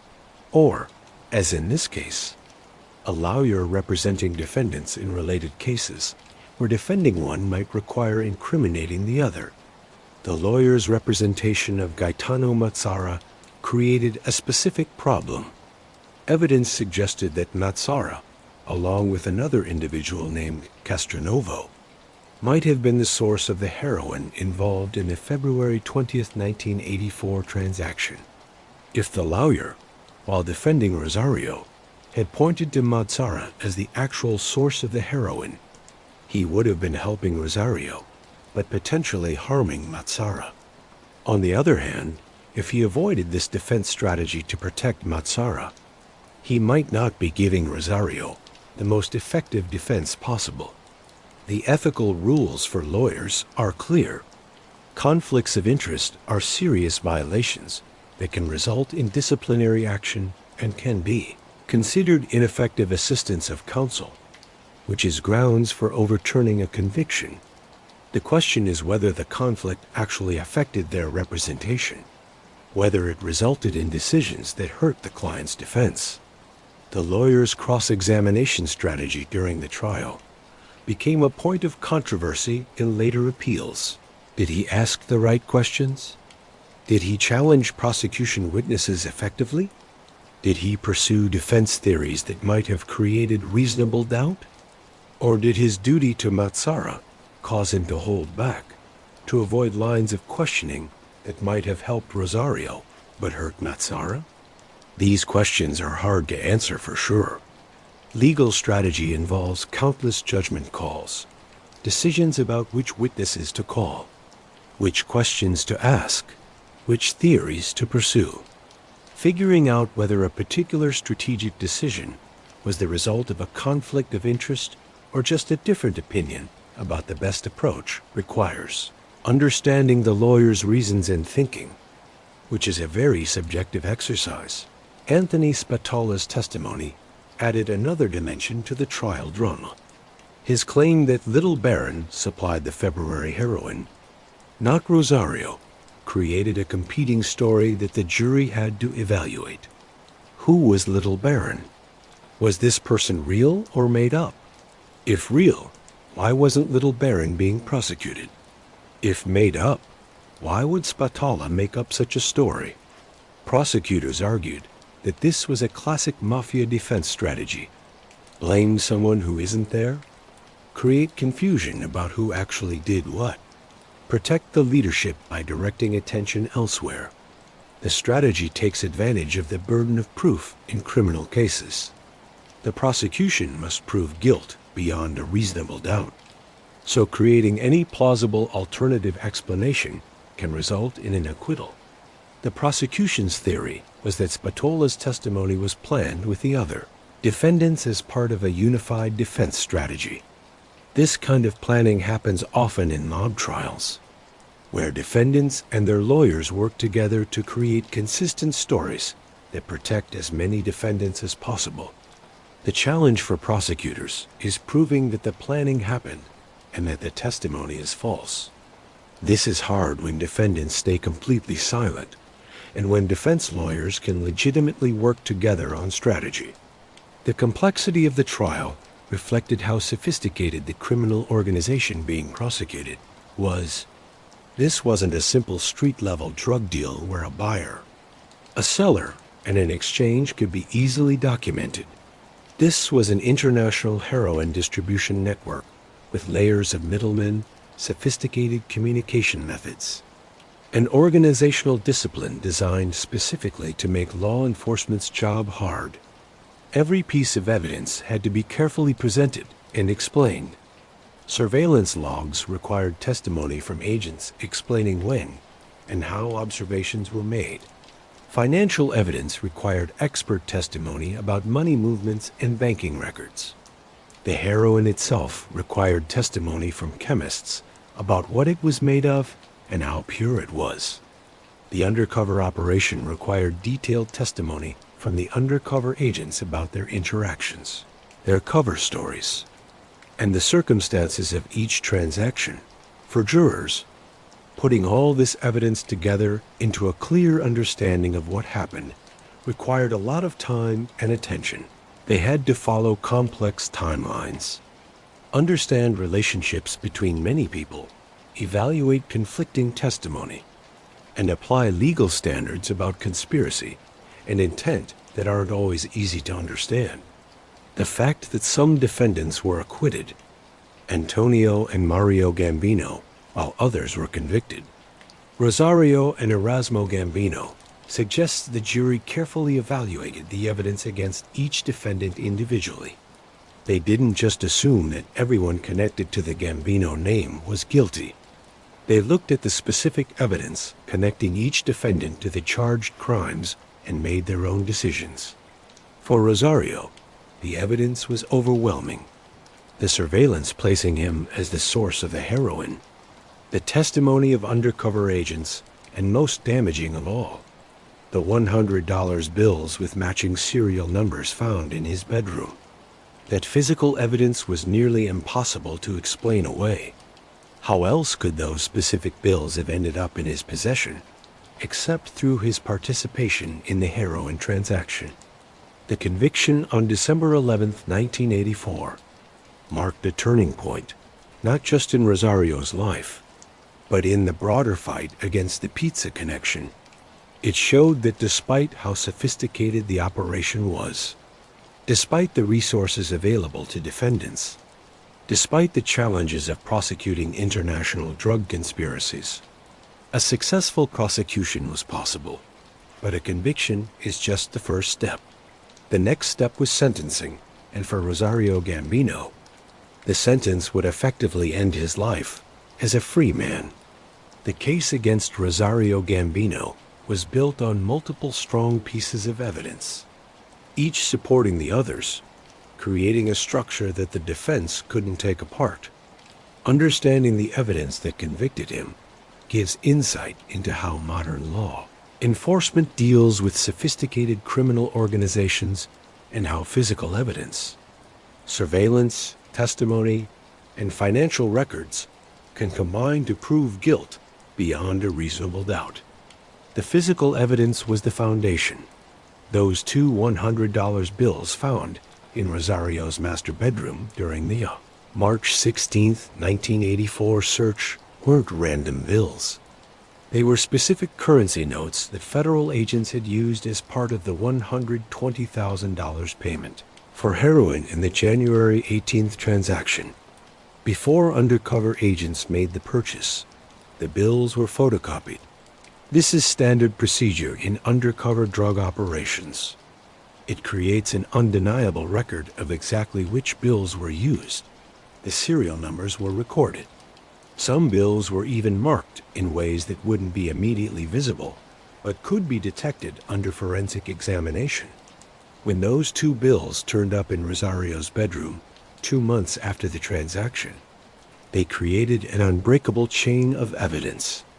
The probability of those specific bills randomly ending up in Rosario's possession through legal means was basically zero.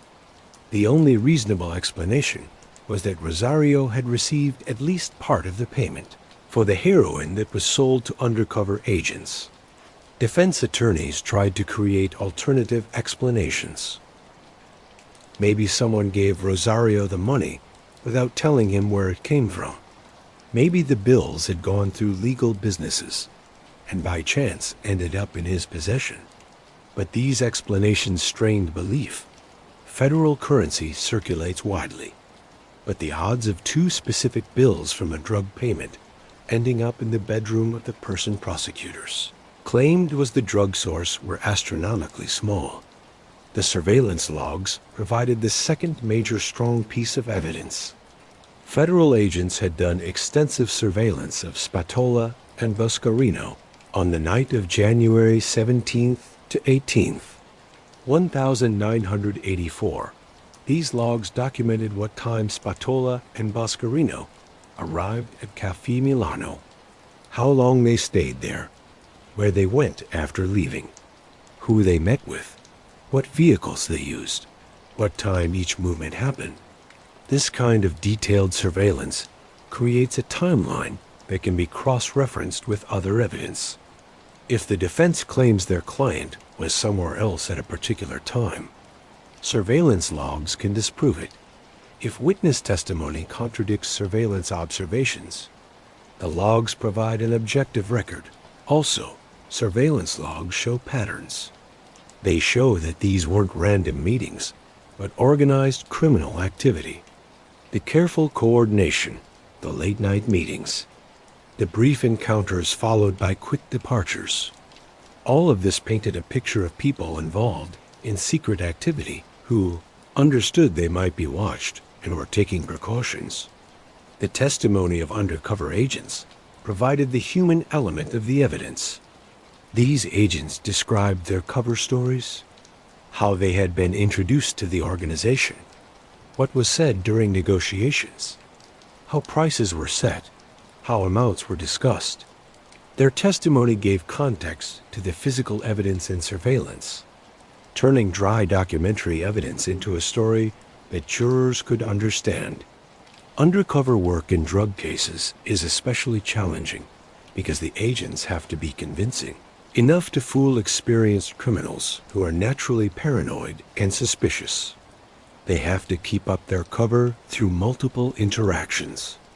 remember details of their fake backgrounds, and avoid inconsistencies that would reveal their true identity. The successful completion of multiple transactions with the Cherry Hill Gambinos showed the skill of these agents and the quality of their operation. The recorded conversations, while limited by the defendant's caution, still provided valuable evidence. The Gambinos knew that phones could be tapped, that meeting places could be bugged, that careless talk could be used against them. So they spoke in code, used vague references, and avoided explicit discussion of drugs or money. But even coded language can be incriminating when combined with other evidence. When someone says the package is ready, and surveillance shows them meeting shortly after that call to exchange something, and that something is later revealed to be heroin, the coded language becomes evidence that they knew they were doing something wrong. People involved in legal business don't speak in code. The very act of using euphemisms and vague references suggests awareness that the activity is illegal. Financial records provided additional support. Rosario's tax returns showing minimal income were contradicted by his significant deposits and expensive lifestyle. This created a gap that needed an explanation. Where was the money coming from? The pizza businesses couldn't fully account for it. Rosario had no other legal source of income that could explain his standard of living. This financial evidence didn't directly prove drug trafficking, but it showed that Rosario had access to significant amounts of money from unexplained sources. Combined with the other evidence showing his involvement in heroin distribution, it supported the prosecution's theory that drug money was funding his lifestyle. Expert testimony helped jurors understand the heroin trade. Experts explained how heroin is refined and distributed, what prices were typical for wholesale amounts, how distribution networks operate, what the street value of seized amounts would be, how purity levels affect pricing. This educational part was crucial because most jurors have no personal knowledge of the drug trade. They needed to understand the context in which the transactions occurred, the meaning of the amounts involved, and the significance of various terms and practices.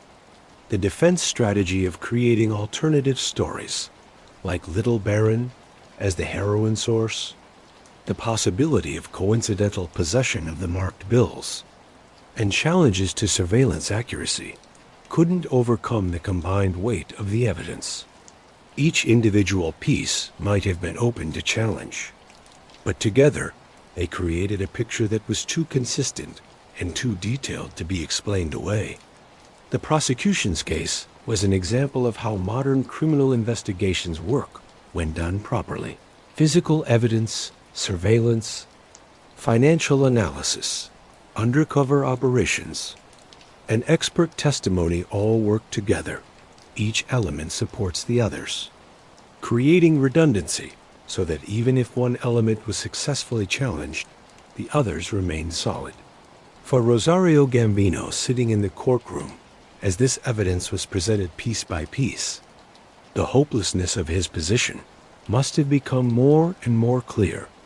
The custom suits, the carefully kept public image, the years of operational security, none of it mattered when federal agents had photographs of currency in his bedroom that they could prove came from a drug transaction. The conviction was the inevitable result of overwhelming evidence. The only question remaining was how severe the sentence would be. December 7th, 1984.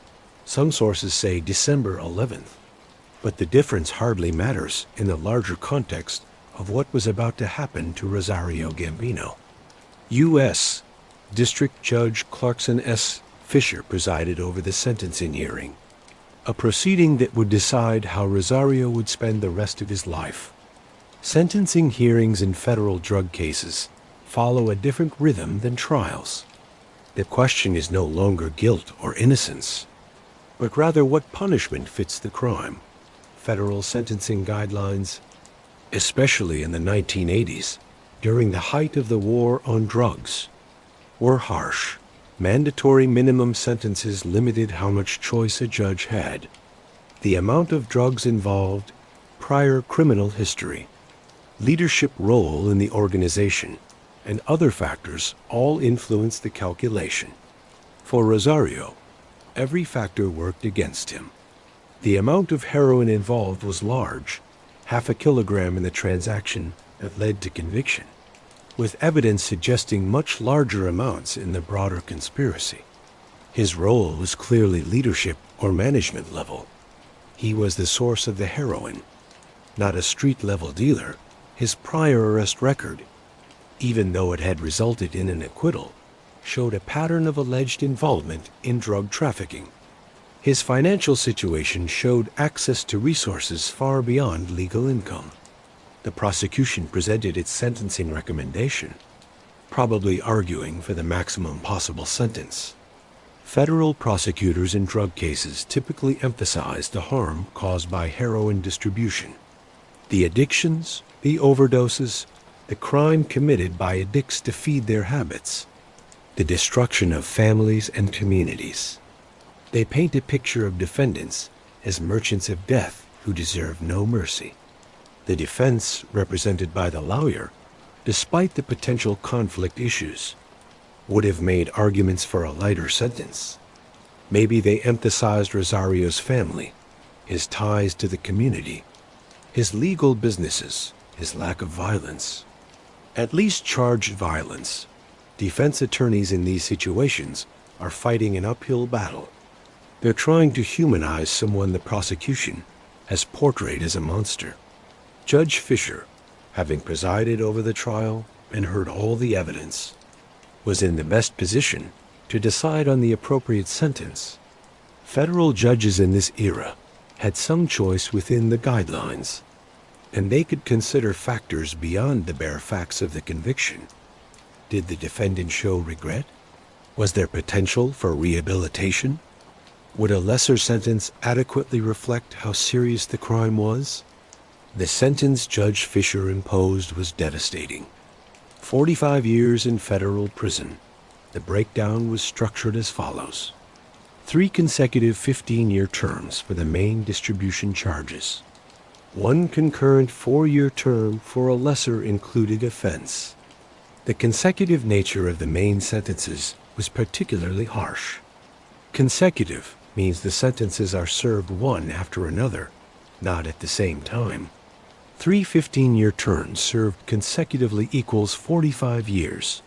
This wasn't an oversight or a math error.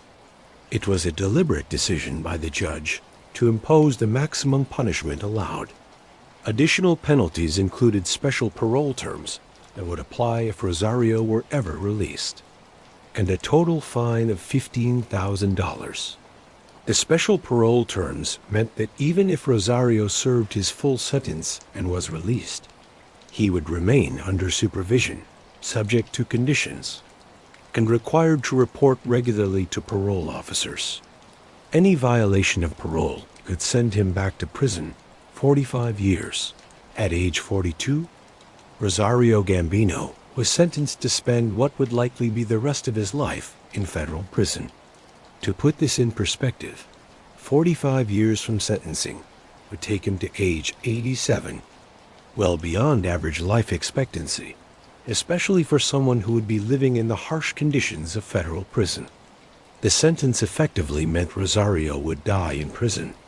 That was the point. The judge was sending a message.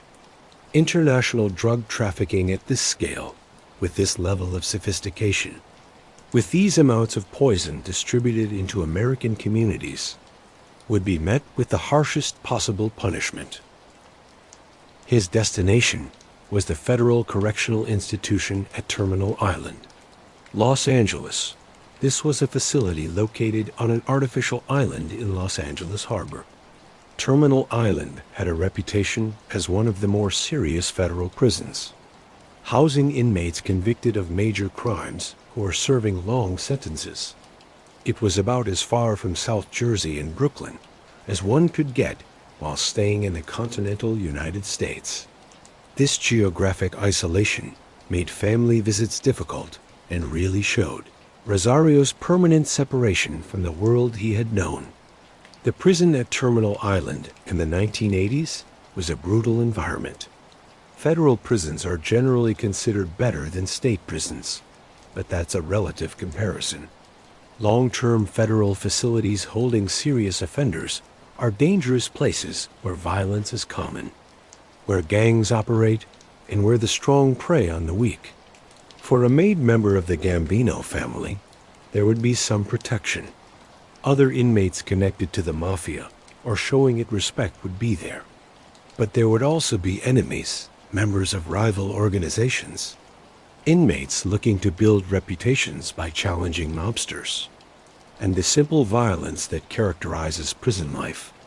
The sentence represented the end of an era for Rosario, personally, and a significant blow to the Cherry Hill Gambinos as an organization. One of the three brothers was going to prison for what was effectively a life sentence. The sophisticated operation they had built, the pizza parlor network, the international heroin distribution, all of it had led to this. A 42-year-old man in a federal courtroom being told he would spend the rest of his life in a cage. For federal prosecutors and law enforcement, the 45-year sentence was vindication. After the frustration of the 1980 acquittal, after years of investigation, after the sophisticated undercover operation, they had achieved what they wanted. One of the major figures in the pizza connection was going away forever. But Rosario's story didn't end with the sentence. Prison would become his new world. But he would remain connected to the outside world through visitors, through other inmates, through the invisible networks that connect organized crime figures even when they're behind bars. The sentence was supposed to be the end, in many ways. It was just another chapter in a life that would continue to intersect with organized crime, international intrigue, and political scandal. Even from behind prison walls, the man in the custom suit would trade it for a prison jumpsuit. The pizza shop owner would become inmate number whatever he was assigned, but he would remain in his own mind and in the minds of those who knew him. What he had always been, a made member of the Mafia, bound by promises that no prison sentence could break. Terminal Island awaited, and with it, decades of confinement that would test whether Rosario Gambino's will was as strong as his sentence was long. The Federal Correctional Institution at Terminal Island holds a unique place in the American prison system, both geographically and culturally, built on a man-made island in the port of Los Angeles. The facility is surrounded by water, container ships, and the industrial infrastructure of one of America's busiest harbors. The symbolism was fitting for Rosario Gambino, isolated, surrounded by commerce he could see but not take part in, cut off from the world that continued without him. Terminal Island in the 1980s and 1990s held about 900 inmates. Most were serving long sentences for serious federal offenses: drug trafficking, organized crime, white-collar crime on a major scale, and violent crimes prosecuted in federal court. The population was diverse, but heavily weighted toward those convicted of drug offenses during the War on Drugs era. When federal sentences became increasingly harsh, for Rosario, arriving at Terminal Island meant getting used to a world governed by different rules than those outside. In the Mafia, his status came from family connections, from being a made member, from his role in a sophisticated criminal organization. In prison, status came from different sources: physical strength, gang affiliations, the ability to get resources both inside and outside the walls, and reputation, fortunately for Rosario. His Mafia connections still mattered in prison, Terminal Island. Like most federal prisons in regions with significant Mafia presence, had inmates connected to various organized crime families. These inmates formed informal networks, looked out for each other. and kept some of the hierarchies and respect structures from the outside world. Rosario kept in touch with significant figures from his old life. Among these was Jimmy Cassi, a member of the Los Angeles crime family. The Los Angeles family, while smaller and less powerful than the New York families, still commanded respect and had connections throughout the California prison system. Having a relationship with LA family members gave Rosario protection and access to resources that made prison life more bearable. He also stayed in contact with his son Tommaso, named after Rosario's father. These visits were crucial for keeping family bonds strong, for staying connected to the outside world, for holding on to some sense of identity beyond federal prisoner.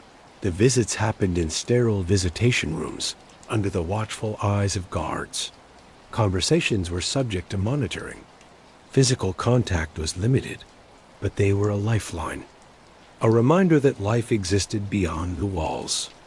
The appeals process began almost immediately after sentencing. In the American criminal justice system, conviction and sentencing are rarely the final word. Defendants have the right to appeal, to challenge both the conviction and the sentence on various legal grounds. Rosario's legal team filed a motion for a new trial, arguing that newly discovered evidence justified another trial. The evidence they mentioned came from a huge pizza connection case that was prosecuted in the mid-1980s and involved dozens of defendants connected to the Sicilian American heroin network. That case had produced massive amounts of evidence, testimony, and documentation about how the pizza connection operated. Rosario's lawyers argued that information from this case, specifically documents suggesting that Gaetano Mazzara and another individual named Castronovo were the actual source of the heroin in the February 20th, 1984 transaction, was newly discovered evidence that could have changed the outcome of Rosario's trial. This was a clever legal argument. If the jury had known that Mazzara and Castronovo, rather than Rosario, supplied the February heroin, they might have reached a different verdict. It supported the defense theory that Spatola's testimony about Little Baron was actually accurate, that Rosario was being blamed for transactions he didn't control. But Judge Lacey, the same judge who had presided over the competency hearings and the trial, denied the motion. The judge's reasoning was straightforward. The information wasn't actually newly discovered. It had been publicly available before Rosario's trial. Moreover, and maybe more damaging, Rosario's own attorney had actual possession of this information because he was representing Mazzara in the related case. This ruling highlighted the conflict of interest issue that had been a problem with the lawyer's representation.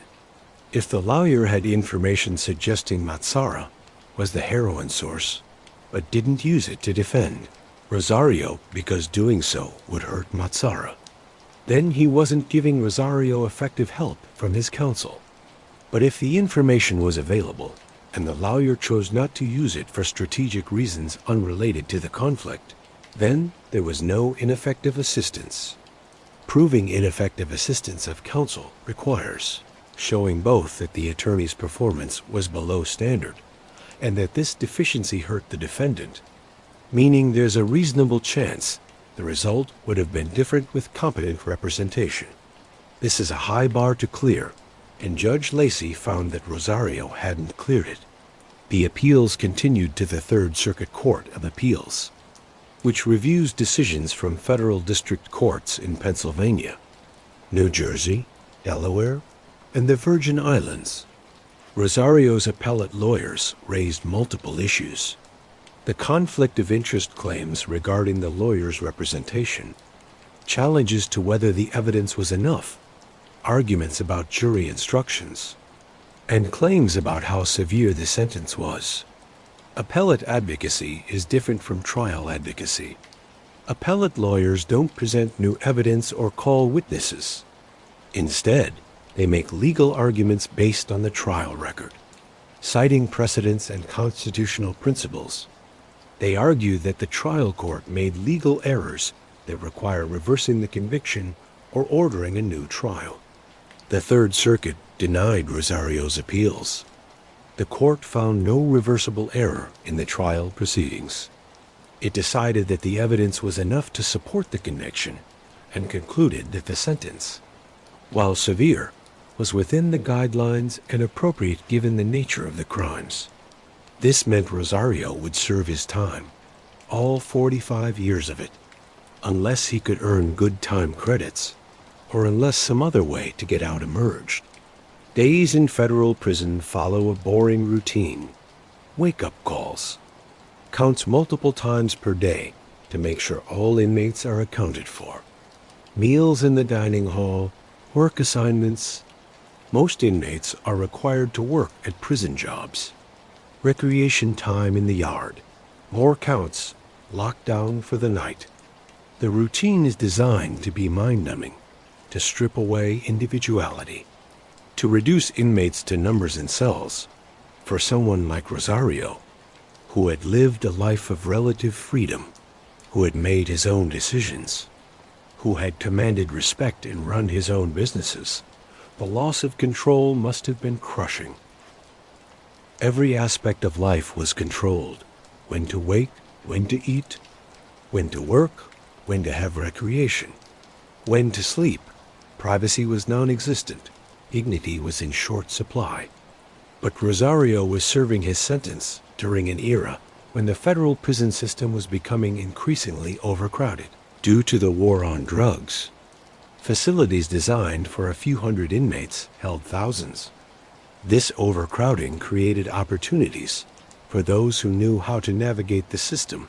Contraband flowed through prisons. Drugs, weapons, cell phones in later years, helped by corrupt guards, clever smuggling, and the determination of inmates to keep connections to the outside world. Rosario, with his connections and his organizational skills, probably adapted.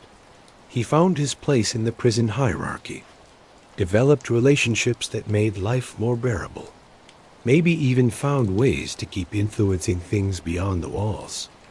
Made members of the Mafia don't stop being made members just because they're in prison. The promises remain, the connections last, the identity endures, but 22 years is a long time. More than 2 decades of confinement, of watching the world change through prison visits and heavily censored mail, of aging in an environment designed to be punishing rather than helping someone get better. Rosario entered prison in his early 40s, a man in his prime. He would come out, if he came out, in his 60s, having spent the bulk of his adult life behind bars. The possibility of early release seemed remote. Federal inmates in that era could earn good time credits that reduced their sentences, but the reductions were limited. A 45-year sentence, even with maximum good time credits, still meant decades of incarceration. But then, in the mid-1990s, an unexpected development appeared. A chance for freedom came from an unlikely source: the half-brother of the President of the United States. The story of what happened next is so strange, so typical of the corruption and scandal that characterized parts of the Clinton administration, that it seems almost made up, but it's documented, investigated, and verified. Rosario Gambino, federal prisoner serving 45 years for international heroin trafficking, was about to become involved in one of the most shameful presidential pardon scandals in American history. The American presidential pardon power is almost unlimited. The Constitution gives the president the power to grant reprieves and pardons for offenses against the United States. This power has been used throughout history for various purposes: correcting injustices, showing mercy, healing national divisions after conflicts, and sometimes, more controversially, rewarding political allies or personal friends. In 1995, while Rosario Gambino was serving his sentence at Terminal Island, An approach was made to his family. The person making this approach was Roger Clinton Jr., the half-brother of President Bill Clinton. Roger Clinton was, to put it kindly, the family embarrassment. He had his own criminal history. Having pleaded guilty to cocaine distribution charges in 1985 and serving a year in federal prison, President Clinton had pardoned his half-brother for this conviction in 2001. In one of the final acts of his presidency, but in the mid-1990s, Roger Clinton was a private citizen with one major asset: access to his powerful half-brother. The alleged deal that Roger Clinton offered to Rosario's family was straightforward: $50,000 in cash, plus one Rolex watch, in exchange for Roger's guarantee of a presidential pardon for Rosario. Think about that for a moment.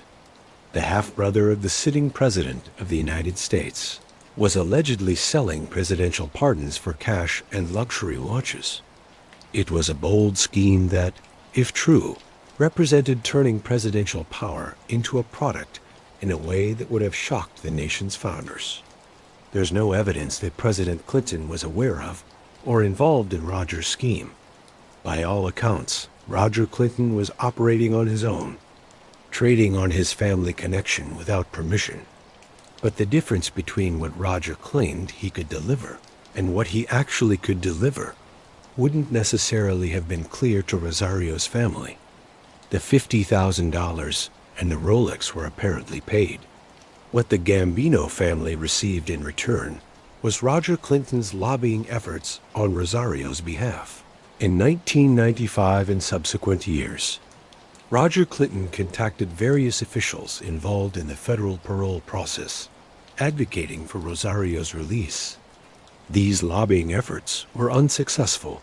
The U.S. Parole Commission, which handled parole decisions for federal inmates sentenced before the elimination of federal parole in 1987, was not likely to release someone serving 45 years for international heroin trafficking. The nature of the crime, the amount of drugs involved, the sophistication of the operation, and the relatively short time Rosario had served all worked against early release. But Roger Clinton's efforts weren't limited to the Parole Commission. As President Clinton's second term was ending in 1999 and 2000, attention turned to the presidential pardon power itself. Presidents traditionally issue a wave of pardons and commutations in their final days in office, when they no longer need to worry about political consequences.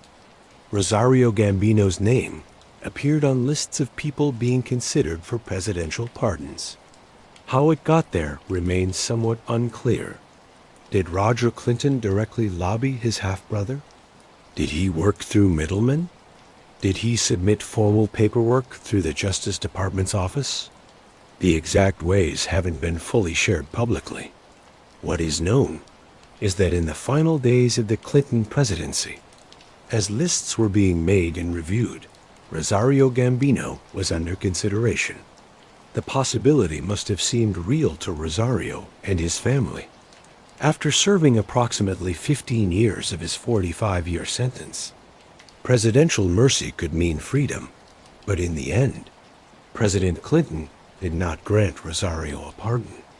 Among the 140 pardons and 36 commutations that Clinton issued on his last day in office, January 20, 2001, Rosario Gambino's name did not appear. The pardons that Clinton did issue on his final day created huge controversy. He pardoned Mark Rich, a fugitive financier whose ex-wife had made large donations to the Democratic Party and the Clinton Library. He pardoned his own half-brother Roger for the 1985 cocaine conviction. He pardoned or commuted sentences for several other individuals with personal or political connections to the Clintons. The controversy led to investigations by Congress and the Justice Department. The House Committee on Government Reform held hearings examining the pardon process and whether improper influences had affected pardon decisions, Roger Clinton's role in seeking pardons, including allegedly for Rosario Gambino, became part of these investigations in 2001. The story of Roger Clinton's pardon-selling scheme became public. Media outlets reported on the $50,000 and Rolex watch allegedly paid by the Gambino family. The story fit into a broader story of Clinton-era corruption and scandal that dominated headlines in the final years of the administration and beyond. For Rosario, the failed pardon attempt meant continued imprisonment. Whatever hope the possibility of executive mercy had provided was gone. The $50,000 and the Rolex, if indeed they were paid, bought nothing but empty promises. The Roger Clinton scandal showed several important things about the pardon power and about how organized crime tries to corrupt government processes. First, it showed that the pardon power, while necessary and sometimes beneficial, is open to abuse and corruption, the lack of oversight, the complete discretion given to the president, and the absence of any requirement to explain pardon decisions create opportunities for improper influences. Second, it showed that organized crime families will use any available way to get imprisoned members released. The $50,000 and Rolex weren't huge amounts for a family that had moved hundreds of millions of dollars in heroin. If there was even a possibility of getting Rosario's freedom, it was worth the investment. Third, it showed how family connections, even to the president, could be turned into money by unscrupulous individuals. Roger Clinton had no official role in government, no legal authority to promise pardons, no real ability to deliver what he was selling. But his last name and his relationship to the president gave him something he could trade on.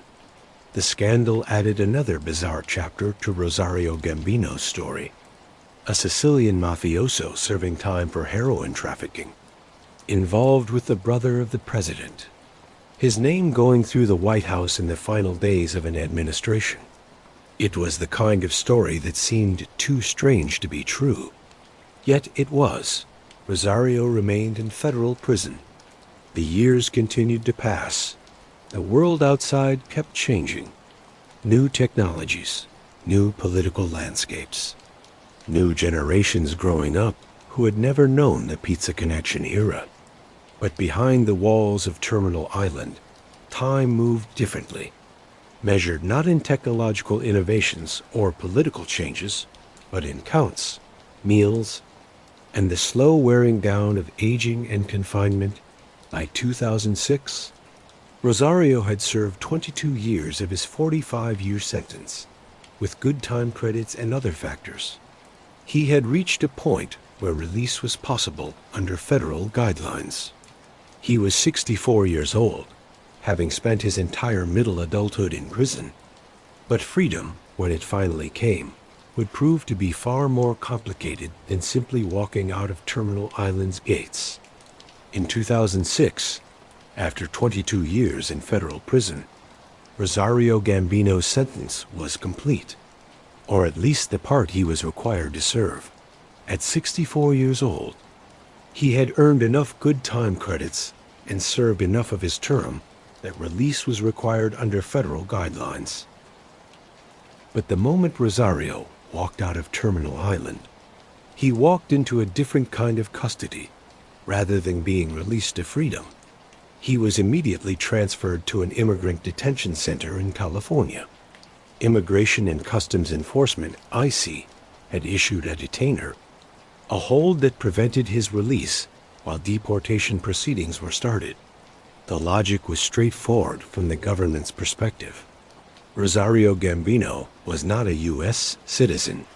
He was a legal permanent resident who had been convicted of serious crimes. Crimes that under immigration law made him eligible to be deported. The law required his removal from the United States. For Rosario, this meant trading one form of confinement for another. Immigrant detention centers are not prisons in the technical sense, but the difference is mostly just words. Detainees are confined. their movement restricted, their freedom denied. The facilities are often run by private companies. The conditions vary widely, and detainees can be held for a long time while immigration proceedings play out. The deportation destination would be Italy, the country of Rosario's birth, which he had left in 1962 as a young man. He had spent the majority of his life in America. He had built his criminal empire here. He had raised his family here.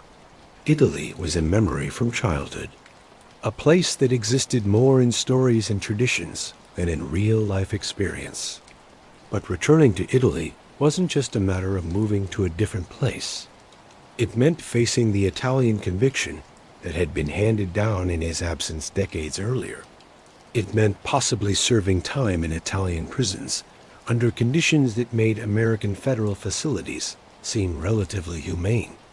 In September 2007, Rosario appeared before an immigration judge in Los Angeles for a hearing on his deportation. This wasn't a criminal proceeding. Rosario had already been punished for his crimes. This was an administrative hearing to decide whether he should be removed from the United States because of his criminal convictions. Rosario's lawyers made an extraordinary argument, one based on international human rights law. They mentioned the United Nations Convention Against Torture, an international treaty that the United States had agreed to follow. The convention prohibits countries from sending individuals back to nations where they face a real risk of torture. The lawyers argued that if Rosario were deported to Italy, he would face imprisonment under Article 41 bis, a special prison regime Italy had created specifically for mafia members and other serious organized crime figures. Article 41 bis is harsh by design. It was created in response to the mafia's ability to continue running criminal operations from inside ordinary Italian prisons. Under 41 bis, inmates are held in isolation for 22 to 23 hours per day. They are prohibited from having contact with other inmates. They are limited to family visits once per month through plexiglass. They are monitored and recorded. They are denied access to television, newspapers, and other media. They are subject to frequent searches and surveillance. They are held in small cells with limited natural light. The system has been condemned by human rights organizations as approaching torture. Inmates under 41 bis have higher rates of mental illness, self-harm, and suicide. The conditions are designed to be so harsh that inmates will be forced to become informants, to reveal mafia secrets in exchange for being moved to standard prison conditions. Rosario's lawyers argued that subjecting him to this system would violate the Convention Against Torture. They presented evidence about the conditions. They brought testimony from experts on Italian prisons and documentation of the psychological effects of long-term isolation.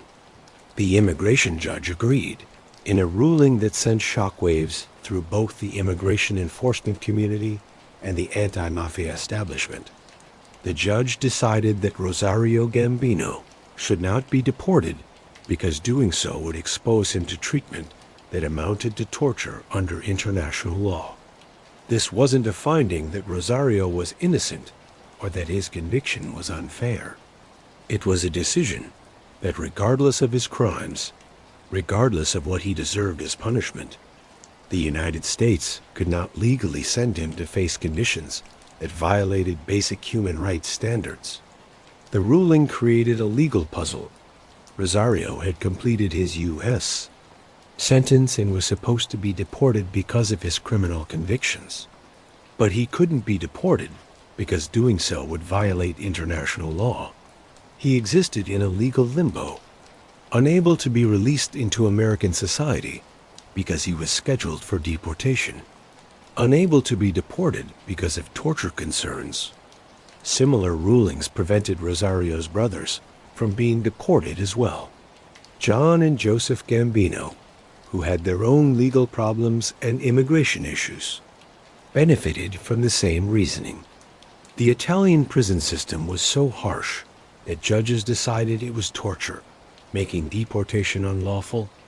ICE, not surprisingly, appealed the decision.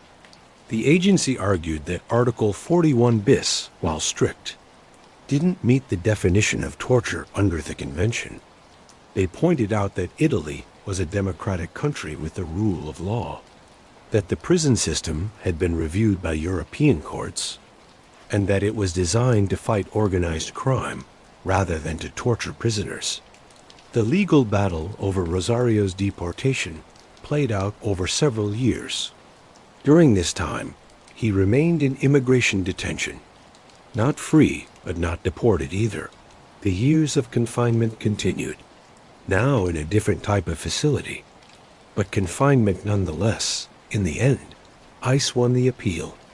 Higher courts decided that while Article 41 bis was harsh, it didn't meet the legal definition of torture under the convention. Italy had legitimate reasons for wanting to prevent mafia bosses from continuing to run criminal operations from prison. The restrictions, while severe, were reasonably related to these reasons and didn't constitute torture. May 23, 2009, Rosario Gambino arrived at Rome's Leonardo da Vinci Fiumicino Airport in handcuffs. Escorted by law enforcement officials, he was 67 years old. He was being returned to the country of his birth after nearly half a century in America. Italian authorities were waiting. He was immediately taken into custody to face the conviction from his trial in absence. On drug trafficking charges from 1980, the sentence from that conviction, whatever it was, would now be carried out. Rosario, having just completed 22 years in American federal prison, was about to start serving time in the very Italian prison system, whose conditions had been the subject of the deportation fight. The deportation marked the end of one chapter and the beginning of another. Rosario had come to America as a young man in 1962, built a criminal empire, lived the American dream through the nightmare of the drug trade, spent over 2 decades in American prisons, and now was being returned to Italy to face justice there. But his story, even now, wasn't over. The Italian legal system, like the American one, offered chances to appeal, to challenge convictions, to seek release, and Rosario, having survived the streets of Palermo, the drug wars of the 1970s and 1980s, 22 years in American federal prison, and the deportation battle, wasn't ready to give up yet. Italy awaited, and with it, one final act in the long story of Rosario Gambino. Upon his arrival in Italy in May 2009, Rosario Gambino found himself in a legal system that was both familiar and foreign. Familiar because it was the system of his birthplace, governed by laws and procedures rooted in the same culture that had shaped him. Foreign because he had been gone for nearly 50 years. Because the Italian judicial system had been changed by decades of anti-mafia prosecutions. And because the Italy of 2009 bore little resemblance to the Sicily he had left in 1962, his lawyer, Daniele Francesco Lei, immediately started working on appeals of the conviction from the trial in absence. In Italian law, defendants convicted in their absence have the right to have their cases looked at again once they come under the control of Italian courts. This isn't the same as a new trial, but it does give a chance to challenge the evidence, present defenses, and possibly overturn the conviction. Rosario was initially released on bail while these appeals went forward. This development must have felt like a miracle after decades of continuous confinement. For the first time since March 16, 1984, 25 years earlier, Rosario was not in some form of custody. He was free to move around, to live in a place of his choosing, to see family and friends without bars and guards separating them. But this freedom was uncertain, subject to conditions and temporary. The threat of the Italian conviction still hung over him. At any moment, the courts could order him back into custody. His movements were watched, his activities limited, his status fundamentally that of an accused person waiting for a final decision. For a brief period, Rosario experienced something close to normal life. He was in Rome, a city of ancient grandeur and modern complexity, far from the Palermo of his youth and the New Jersey of his criminal empire. He was an old man now, approaching 70, having spent the best years of his life in various forms of confinement. But on October 27, 2011, the brief period of freedom ended. The Palermo Appeals Court issued an arrest warrant. Rosario had been admitted to a Rome clinic for medical tests. It was routine health care for an aging man who had spent decades in harsh conditions. Italian authorities arrived at the clinic and took him back into custody. Back to prison, back to the cells, the restrictions, the loss of control. After all the years of American incarceration, the deportation battle, the appeals, Rosario was once again behind bars. This time in the Italian system he had fought so hard to avoid. The fight against the conviction from the trial in absence continued through the Italian courts. The case made its way to Italy's Court of Cassation, the Supreme Criminal Court that serves as the final judge of criminal matters. The Court of Cassation doesn't retry cases or evaluate evidence the way trial courts do. Instead, it reviews legal questions, decides whether lower courts applied the law correctly, and either confirms or overturns their decisions. The legal arguments centered on the evidence from 1980, nearly 3 decades old by the time of this final appeal. Could the evidence that had convinced Italian courts in the defendant's absence still support a conviction when examined with Rosario present to defend himself? Had the evidence been properly collected and evaluated? Were there procedural errors in the original trial that justified overturning the conviction? February 3, 2014, the Court of Cassation issued its ruling. Acquitted, after 34 years, the Italian drug trafficking charges against Rosario Gambino were dismissed. The court decided that the evidence did not support a conviction. Rosario was freed from Italian custody. He was no longer subject to imprisonment for the 1980 charges. He walked out of Italian prison at age 72, a free man in a way he hadn't been since his 40s. The American sentence served, the Italian conviction overturned. The legal battles spanning 3 decades finally concluded. The acquittal raises questions that have never been fully answered. If the evidence was not enough to convict in 2014, why was it enough in 1980? Had evidence been lost over the decades? Had witnesses died or taken back their statements? Had legal standards changed? Or had something else, political considerations, tiredness with decades-old cases, sympathy for an elderly man who had already spent so much time in prison, influenced the decision?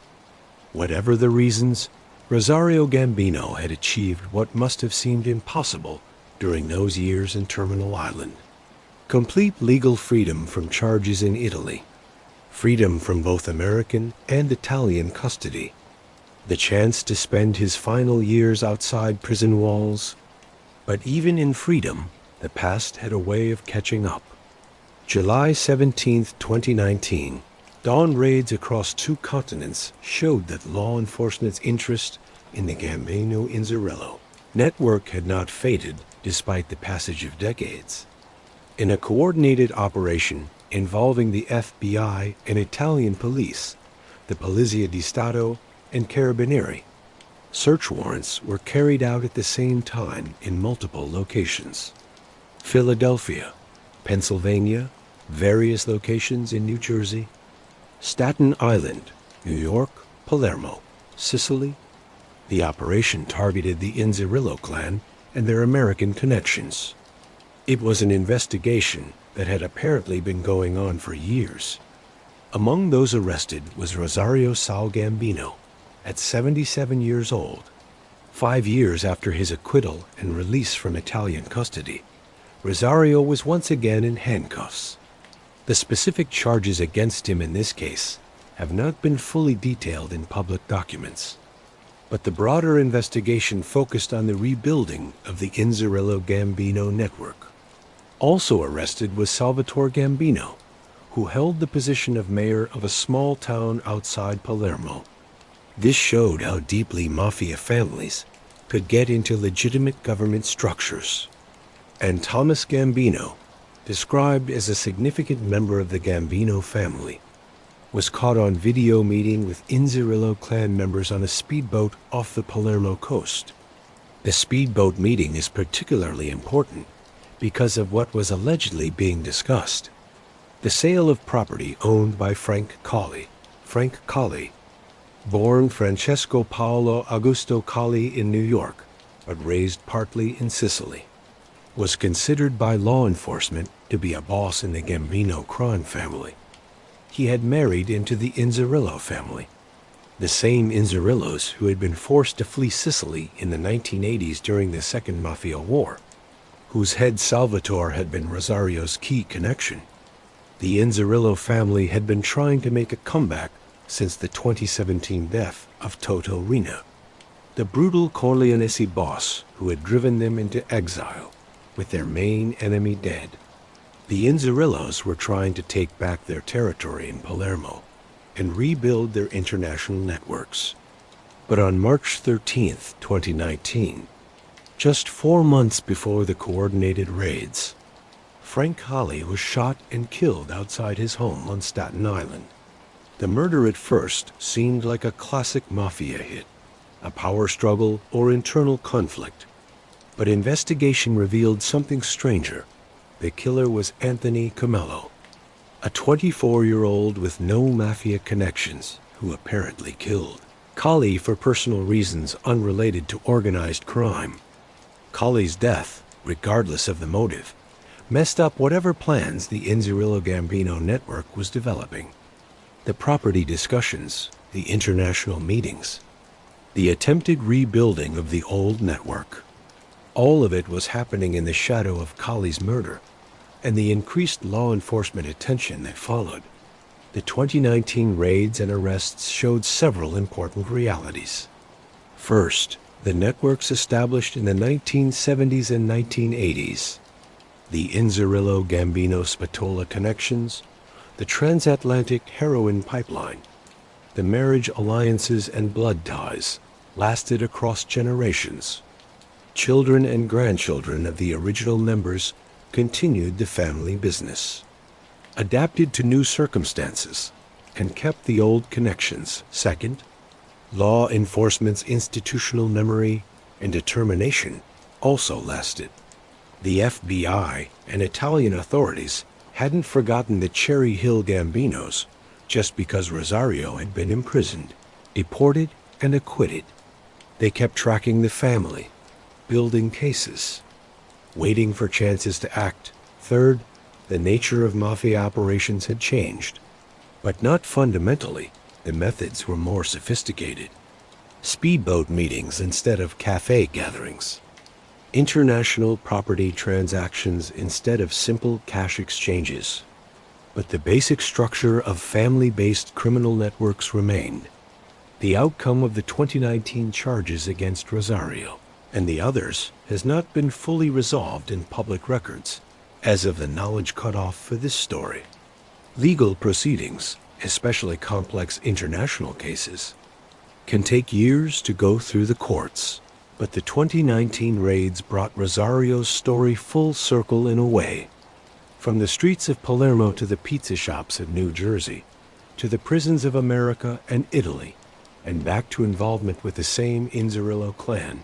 His career had started with them and now, after nearly 6 decades, had returned to its origins. Rosario Gambino, if he is still alive today, is in his 80s, the custom-suited pizza shop owner, the international heroin trafficker.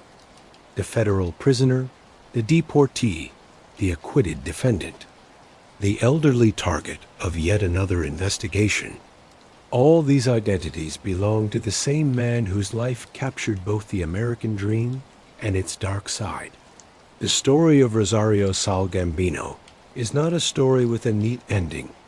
There is no final chapter where all questions are answered and all accounts are settled. Like the Mafia itself, the story continues even as individuals rise and fall, are imprisoned and released, live and die. What can we learn from looking at this one man's journey through the underworld? What does his story tell us about organized crime, about immigration, about the drug war, about American justice? First, it shows the twisted reality that some immigrants achieve the American dream through the American nightmare. Rosario arrived with nothing and built an empire worth hundreds of millions of dollars.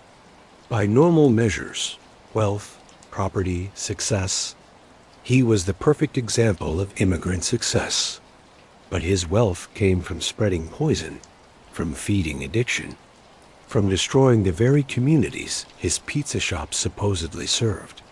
The American dream and the American nightmare existed in the same person, in the same family, in the same pizza parlor. Second, it shows how sophisticated modern organized crime can be. This wasn't a story of crude thugs and simple violence. This was international business done with corporate-level skill. Supply chain management, financial planning, risk assessment, and strategic decision-making. The Gambinos operated with a level of organizational skill that would have been impressive in legal business. Third, it shows the limits of law enforcement in fighting crime that crosses borders. Despite massive investigations, international cooperation, sophisticated surveillance, and aggressive prosecution, the network lasted. Rosario was imprisoned. But the operation continued. The heroin still flowed, just through different channels, different hands, different pizza shops. The three Gambino brothers, Giovanni, Rosario, and Giuseppe, operated as a unit across decades. When one was imprisoned, the others continued. When one faced deportation, the others faced similar fates. The blood ties that bound them proved stronger than legal consequences, stronger than being separated by distance, stronger than the walls of prisons or the borders between countries. And so ends the story of Rosario Gambino, a man who traveled from the ancient streets of Palermo to the quiet suburbs of New Jersey, who built a heroin empire worth hundreds of millions of dollars behind the wholesome front of pizza parlors, who wore custom suits while serving slices, who survived 22 years in federal prison, only to be deported back to the country of his birth. In 2014, at 72 years old, he walked out of an Italian prison, acquitted of the charges that had haunted him for over 3 decades.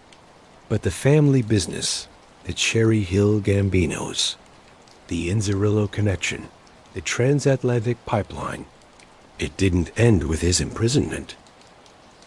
As the 2019 raids showed us, these networks last, adapt, and continue across generations. If you made it this far, you're a true crime history enthusiast, and I appreciate you spending these hours with me. Before you drift off to sleep or start your day, wherever you are in the world, do me a favor. Hit that subscribe button if you haven't already. This channel is dedicated to bringing you the complete, researched, unfiltered stories of organized crime history. No sensationalism, just facts and story.